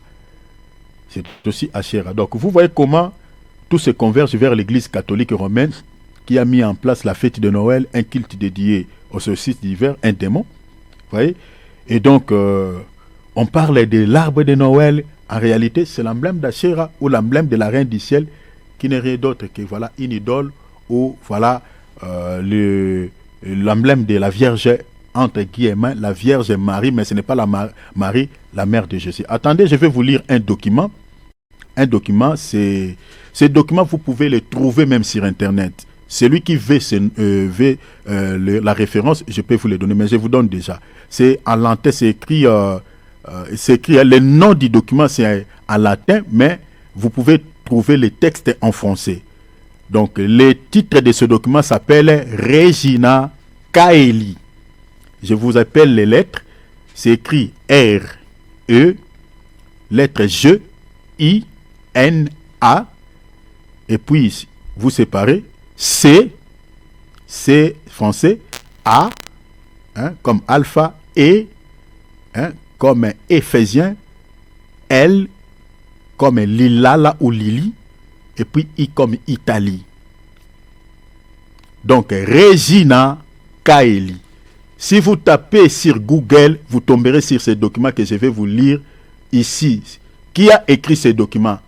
C'est un pape. Je crois que c'est un pape.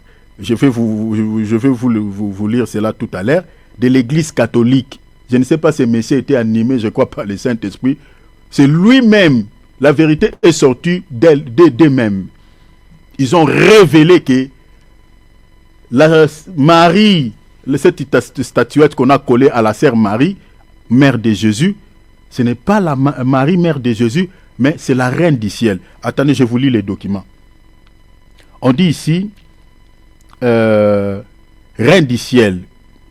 Les documents, comme je viens de dire, Regina Caeli, est un titre donné à Marie par les croyants principalement de l'Église catholique et Église orthodoxe et dans une certaine mesure par l'anglicanisme et certaines églises évangéliques et luthériennes telles que les églises de Suède, les églises de Suède.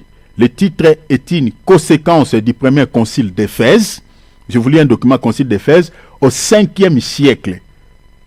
Vous voyez, au 5e siècle. Donc, tout a commencé à partir du 4e siècle. Il y a eu des dérapages et des fausses doctrines. Donc, ça commence avec l'empereur Constantin. Noël est institué sous l'empereur Constantin au 4e siècle. Et à partir du 5e siècle, maintenant, ils vont placer encore une autre idole. Vous voyez, on dit Marie, Maria, mais en réalité, c'est la reine du ciel. À partir du 5e siècle, on dit quoi? Dans lesquels, à partir du 5e siècle, Marie fit proclamer Theotokos, titre traduit en latin par Mater Dei. Mater Dei, en français, Mère de Dieu. Vous allez entendre ça souvent dans la bouche de plusieurs prêtres catholiques. On dit Marie, c'est la Mère de Dieu. Mère de Dieu, entre guillemets. Vous allez entendre comme si c'était une vérité, mais ce n'est pas une vérité. Alors, que dit l'enseignement catholique? L'enseignement catholique sur ce sujet est exprimé dans l'encyclopédie. Notez cela, l'encyclopédie A2, Caeli, comme je viens de vous dire, Caeli Reginam, c'est le titre que je vous ai donné, publié le 1er octobre 1954. Donc c'est un document qui a été publié le 1er octobre 1954 par le pape Pie XII. Ce pape ici, qu'est-ce qu'il avait dit? Où il est affirmé que Marie est la reine du ciel. Est-ce que vous voyez la Marie que l'Église catholique vénère? C'est Asherah. Voilà pourquoi vous allez voir, bien aimé, les gens qui célèbrent Noël, je ne sais pas je ne sais pas. Je manque de mots, je ne sais quoi dire. C'est une fête qui n'a rien à foutre avec Dieu. Donc l'Église catholique a mis beaucoup de choses à partir du 4e siècle, 5e siècle. Beaucoup de choses. Les gens pensent que Marie, là, on dit Mère de Dieu, Mère de Jésus. Non, c'est du farce. C'est du n'importe quoi. C'est du mensonge. Le pape ici, pape Pie, que Dieu bénisse ce pape. Je crois qu'il était animé par le Saint-Esprit ce jour-là. Il a écrit, lisez ces documents, celui qui veut la référence, je vous donne. Ça se trouve sur la toile. Marie, là, que les gens pensent que c'est Marie qui avait donné. Ce n'est pas Marie qui avait donné naissance à Jésus. C'est la reine du ciel qui est présentée par cette statuette que les gens vénèrent. Je continue le titre. On dit, le titre des reines du ciel a longtemps été longtemps été une tradition catholique incluse dans les prières et la littérature de dévotion et apparaissant dans l'art occidental, dans le sujet du couronnement de la Vierge depuis le haut Moyen-Âge, bien avant que l'Église ne lui en donne une définition formelle. Et cette définition, c'est ça ce qu'on vient de lire, Reine du ciel. Mais si vous demandez cela à un prêtre ou à un abbé, on dit que, vous mentez aux gens, Marie là que les gens prient, oh non, Marie c'est mère de Jésus, mère de Dieu. Mais ce n'est pas ça. Il y a un pape qui s'appelle Pape Pie, au XIIe siècle, qui avait dit que Marie de l'Église catholique, un pape qui est de chez vous, qui a dit que Marie, c'est d'après un document, il faut leur dire comme ça, ce n'est pas la mère de Dieu, c'est la reine du ciel. Mais vous mentez aux gens que non, c'est la Marie qui avait donné. En réalité, c'est une idole, c'est une idaïesse. Ils vont vous dire non, ma reine, il va accepter peut-être d'abord que non, oui, c'est la reine du ciel, mais ce n'est pas la reine du ciel dont vous parlez dans la Bible. Ils vont vous mentir, ce sont des menteurs. Jérémie 44, versets 25 et 29. Ainsi parle l'Éternel des armées, le Dieu d'Israël. Vous et vos femmes, vous avez déclaré à vos bouches et exécuté de vos mains ce que vous dites. Nous voulons accomplir le vœu que nous avons fait. Offrir quoi? Offrir de l'encens à la reine du ciel, c'est-à-dire à Chéra, à Marie de l'Église catholique, et lui faire des libations. Maintenant que vous avez accompli vos vœux, exécutez vos promesses. Verset 29. Et voici, dit l'Éternel, un signe auquel vous connaîtrez que je vous punirai. Je vous punirai dans ces lieux, afin que vous sachiez que mes paroles seront accomplies. Elles seront accomplies. Bien-aimés, toutes ces personnes qui prient Marie, ils ne seront jamais épargnés du jugement de Dieu. Le Seigneur leur promet une punition. Et vous connaissez la punition que Dieu donnera à ces gens. L'emblème d'Achéra, la maman, papa, que vous mettez dans vos maisons, c'est l'emblème d'une idole. Le Seigneur dit, tout celui qui rend un culte à Achéra, au reine du ciel, le Seigneur dit, il ne restera jamais impuni. Le Seigneur promet, dit, je vais leur punir. Et la punition que Dieu va donner à toutes ces personnes qui sont des idolâtres, c'est l'enfer. C'est l'enfer. Dieu est en colère contre ça. Notez ce passage, Jérémie 17, 1 à 3. Le péché de Juda est écrit avec un birin de fer, avec une pointe de diamant. Il est gravé sur la table de leurs cœurs et sur les cornes de leurs autels. Comme ils pensent à leurs enfants, ainsi pensent-ils à leurs autels et à leurs images d'Achéra. À leurs images d'Achéra. L'image d'Achéra, c'est l'arbre vert. Les gens pensent le jour de Noël, ils pensent à l'emblème d'Achéra. Ils pensent à l'image d'Achéra. Le Seigneur dit, comme ils pensent à leurs enfants, ils pensent à l'arbre d'Achéra, à l'emblème d'Achéra, aux images d'Achéra, aux images de la reine du ciel. Et l'image de la reine du ciel aujourd'hui, c'est ça l'arbre vert que les gens mettent le 25 décembre dans leur maison. L'arbre vert. L'emblème d'Achéra. Le Seigneur dit, ce péché est écrit dans un birin de fer. Bien aimé, il n'y a pas quelque chose qui fait mal au cœur de Dieu comme l'idolâtrie. Nous avons des chrétiens idolâtres. Vous prenez une chose, vous pensez que l'arbre de Noël, c'est juste, ce n'est pas une décoration. Ce n'est pas une décoration. Dans la Bible, l'arbre vert représente l'emblème d'Achéra, l'image d'Achéra. C'est ça ce que Dieu ici. Et c'est un péché qui offense le Saint-Esprit.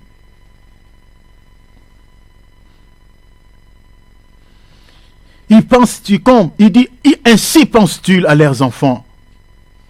Ainsi pensent-ils à leurs autels et à leurs images d'Achéra auprès des arbres verts. J'ai aimé cette écriture de Jérémie 17. Aux images d'Achéra auprès des arbres verts. Ici, il y a la précision. Et sur les autels, collines, sur les hautes collines, je livrerai au pillage ma montagne avec la campagne, tes richesses, tes trésors, tes oliers, à cause de tes péchés, surtout sur ton territoire. Le Seigneur ici dit, il va livrer au pillage tout ce que tu possèdes. C'est pour cela que vous voyez que j'avais vu un couple ici, un couple qui venait, c'était publié même sur la toile.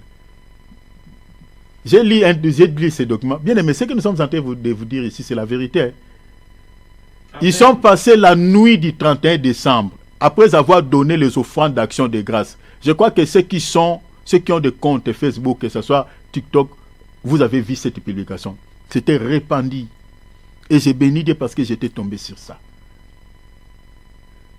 Un homme, un jeune couple avec leur bébé, leur enfant de 9 mois. Ils ont été incendiés par un fait qu'on ne connaît pas son origine jusqu'à présent. En revenant où? En revenant du réveillon du 31 décembre après avoir donné une offrande d'action de grâce. C'est ça ce qui est écrit même sur ces posts qu'on a publiés. C'est pour vous dire que Dieu n'est pas dans ces choses. Comment expliquer que les gens qui viennent des réveillons, après avoir donné, entre guillemets, une offrande d'action de grâce à Dieu, l'homme et la femme avec leur enfant, en rentrant à la maison, ils ont été foudrés par un incendie, par un fait qu'on ne connaît pas son origine. C'est très compliqué ça.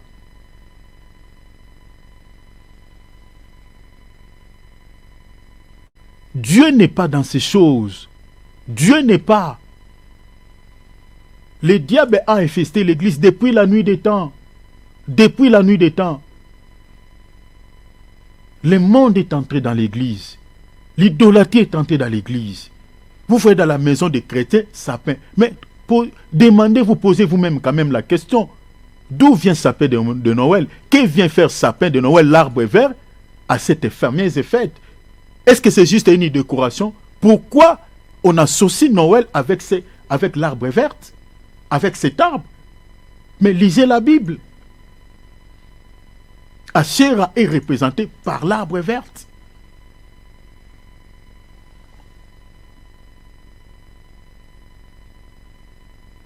Je crois que mon temps est épuisé, je vais m'arrêter ici. Et je vous parlerai, je crois, les samedis rapidement. Je crois, j'introduirai même sur les fêtes thoraïques. Et ça, c'est le dernier élément que je parlerai sur la fameuse fête de Noël. Je vous parlerai maintenant des Pères Noël. On va parler des Pères Noël sur le plan historique et puis sur le plan biblique. Je vous lirai aussi quelques documents, l'origine des Pères Noël, et puis pourquoi on associe cette idole à cette fameuse fête de Noël. Parce que je vous ai dit que depuis la nuit des temps, là où on parle d'Asherah, on parle de Baal. Asherah est considérée en tant qu'épouse de Baal. Ils marchent toujours ensemble. Et c'est pareil avec ce qu'on voit aujourd'hui. On parle de l'arbre de Noël, qui n'est rien d'autre que l'emblème d'Asherah. Et de l'autre côté, nous avons une idole. On nous présente, soi-disant, Père Noël. C'est-à-dire, côté masculine. C'est-à-dire, c'est l'emblème de Baal. Sauf qu'on a changé les noms. Et on va voir à la lumière des Écritures. Et je vous promets, je vous donnerai plus en détail. Vous allez remarquer chez cette idole de Père Noël, toutes les attributions de notre Seigneur Jésus-Christ, c'est cette idole. Pour vous dire ainsi que ce n'est pas par hasard toutes ces choses que vous pensez, c'est juste une décoration, c'est juste un nanani, nanana, ce n'est pas ça. Derrière ces choses, il y a des esprits impurs qui accompagnent cela, qui visitent vos vies. Quand vous mettez ces emblèmes, ces images dans vos maisons, vous êtes visités par plusieurs démons. Plusieurs démons. Ne soyez pas des chrétiens sentimentaux. Cherchez à connaître la vérité. Cherchez à connaître l'origine de certaines choses que vous pensez que c'est de Dieu. Vérifiez dans vos Bibles. Si cela ne se justifie pas, bien aimé, ne les prenez pas. Mettez-les à côté. Beaucoup des enfants pleurent aujourd'hui. Seigneur, pourquoi, après avoir prié le 31 décembre, après avoir célébré le jour de ta naissance, Seigneur, il y a des problèmes encore qui surviennent. Il y a des problèmes qui surviennent. Qui vous dit que cette fête-là, Jésus était honoré? Jésus dit, ce peuple-là m'honore des lèvres. Je ne suis pas dans vos histoires. Vous ouvrez des portes d'entrée vous-même par ignorance. Repentons-nous, repentons-nous. Le Seigneur dit, je puniirai toutes ces personnes qui ont commis ces grands péchés, qui vénèrent les emblèmes d'Asherah, qui rend un culte à cette reine du ciel. Nous, on a dit, on a fait notre part. Je sais, même si on parle comment, le 25 décembre de cette année 2026, il y a des gens qui célébreront Noël. Il y a des gens qui vont célébrer Saint-Sylvestre. Mais nous ne parlons pas pour ces gens-là. Nous parlons pour ceux qui nous écoutent, ceux qui sont les nôtres, ceux qui s'inquiètent pour l'air sali. Attachez-vous au monde, attachez-vous à tout ce que le monde vous propose, mais sauf que le sort qui vous attend, c'est une punition éternelle. Répentons-nous. Attendez quand je vous parlerai de toutes les fêtes de la Bible, vous allez voir, ça n'a rien à foutre avec les fêtes physiques. Les fêtes de l'Éternel aujourd'hui, on la célèbre de manière spirituelle et non physiquement. Amen. Ce n'est pas les manger et les boire physiquement. Ouvrons nos micros, nous allons prier. Bénissons le Seigneur pour le temps que nous venons de passer. Jésus revient très bientôt. Répentons-nous. Demandons l'aide de Dieu. Demandons la connaissance. Demandons le Seigneur au Seigneur. La Bible dit que le peuple périt par faute de l'ignorance. Les gens meurent. Ces gens-là demandent, Seigneur, moi je ne sais pas. Le Seigneur dit, qu'est-ce que je peux faire? Quand vous êtes ignorant, vous allez mourir. Cherchez à connaître la vérité. Si vous vous laissez marcher dans l'ignorance, eh bien cette ignorance, le Seigneur ne va pas dire, bon, parce qu'il est ignorant, voilà, je vais lui accorder quand même. Non, non, l'ignorance va vous tuer. Cherchez à être enseigné, cherchez à être informé pour ne pas mourir dans l'ignorance. Bénis, prie le Seigneur, que le Seigneur puisse vous aider et qu'il vous donne la connaissance et que le Seigneur vous enlève l'ignorance.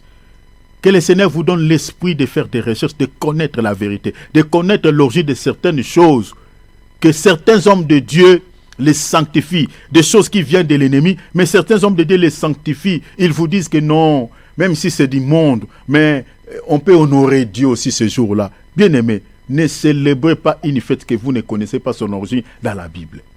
Demande la connaissance, à la manière dont vous avez compris ces messages. Prie le Seigneur qu'il vous aide. Ouvrons nos micros, alléluia, qui te donne aussi la force de prier. Cher enfant de Dieu, nous disons que cette année 2026, c'est une année de grande bénédiction, une année où tu ne plairas pas comme tu avais pleuré l'année passée. Mais cette année, le Seigneur te fera beaucoup de bien si tu demeures aussi dans sa présence, si tu pries, si tu jeûnes, si tu marches dans la crainte de son nom.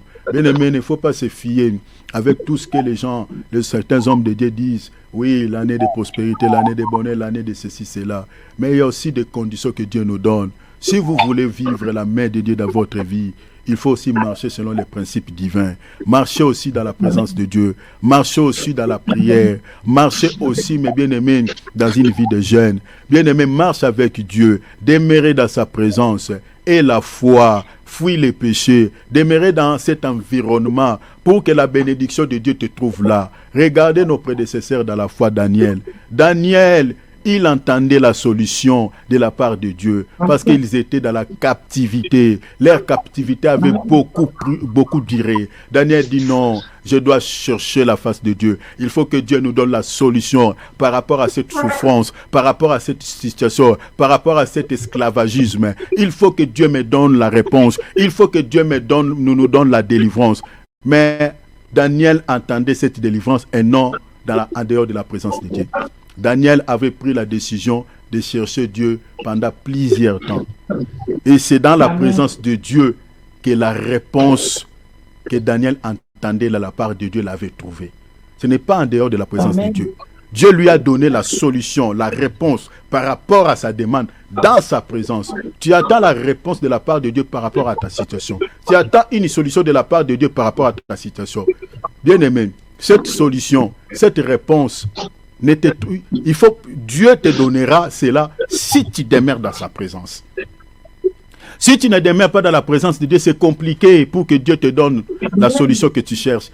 Restez dans la présence de Dieu, dans la prière, dans le jeûne, dans la crainte de nom du Seigneur, pour que l'ange qui vient avec la solution de ta vie te trouve dans la présence de Dieu, ne sois pas gêné. Prenons par exemple, Amen. Dieu te donne la réponse, il envoie son ange, mais toi tu es dans la distraction, tu es depuis le matin jusqu'au soir sur TikTok. Est-ce que tu penses vraiment que cet ange-là, il te déposera cette délivrance, cette réponse? Non, il va rentrer. Il dit, Seigneur, j'ai trouvé ta fille, j'ai trouvé ton fils dans une distraction que je n'ai pas pu supporter. Je retourne avec cette bénédiction. Daniel, l'ange l'a trouvé dans la présence de Dieu, dans une vie de pureté, dans la prière. L'ange n'était pas gêné. L'ange a sorti, il dit, waouh, il est dans la présence de Dieu. Il était attiré de cette présence. Il dit, Daniel, regarde. Regarde ce que Dieu dit. La réponse et la solution que tu es en train de chercher auprès de Dieu. Lorsque Dieu enverra ses anges, parce que Dieu envoie souvent ses serviteurs pour pouvoir nous bénir, pour pouvoir nous délivrer, pour pouvoir nous faire du bien. Lisez la Bible, vous allez voir. Les anges de Dieu travaillent aussi dans les domaines de délivrance. Mais que cet ange ne te trouve pas dans une distraction en outrance, dans une distraction en dehors de Dieu, tu es loin de Dieu. Amen. Et la vie de prière cette année, si tu veux vivre la main de Dieu, si tu veux vivre les miracles de Dieu cette année, demeurer dans la présence de Dieu. Que la solution que tu cherches auprès de Dieu te trouve dans la prière, te trouve dans les jeûnes, te trouve dans la crainte du nom du Seigneur. Amen. Ne te fie pas, oui, j'avais donné une offrande d'action de grâce. On nous avait dit que cette année, ça sera l'année de prospérité, l'année de bonheur. Et tu croises les bras et tu vis comme un païen. Tu penses que voilà, cette offrande-là va faire tout. Détrompe-toi. Détrompe-toi. La première offrande qui peut attirer la présence de Dieu, qui peut faire que Dieu te bénisse, d'abord tu dois consacrer toute ta vie totalement cette année à Dieu. Ça c'est Romains 12. C'est l'offrande, c'est plus que l'offrande que tu avais donné de l'argent. Dieu n'est pas pauvre. Tu penses que tu avais donné d'ailleurs combien? Combien tu avais donné? Toi tu penses que même si c'est $100, même si c'est $200, c'est rien devant Dieu. Ce qui est précieux aux yeux de Dieu, c'est ta vie. C'est ta vie. Si tu les consacres à Dieu, si tu la donnes à Dieu, là c'est une offrande la plus importante, la plus meilleure. Et cette année, donne-toi totalement à Dieu. Et là tu verras que cette année 2026, comme l'homme de Dieu avait dit, l'année de bonheur, l'année de délivrance, l'année de succès, l'année de victoire, tu marcheras sur tes ennemis. Ça s'accomplira dans ta vie. Si tu te consacres, Amen. alors demande l'appui de Dieu, demande la grâce de Dieu, demande à Dieu qui te donne la force de prier, de jeûner. Dis Seigneur, même si tu es fort, il faut devant Dieu, il faut se présenter comme tu n'es pas fort. Parce que c'est Dieu qui est notre force. Parce que si tu crois être fort, Dieu va t'affaiblir pour que tu demandes sa force. Alors dis Seigneur, moi je ne suis pas fort, je ne peux gêner, je ne peux prier longtemps. Seigneur, donne-moi ta force. Aidez-moi cette année, Seigneur. J'ai ce souci dans mon cœur. Je vais demeurer dans ta présence. Demande vraiment l'aide de Dieu. Prie avec tout.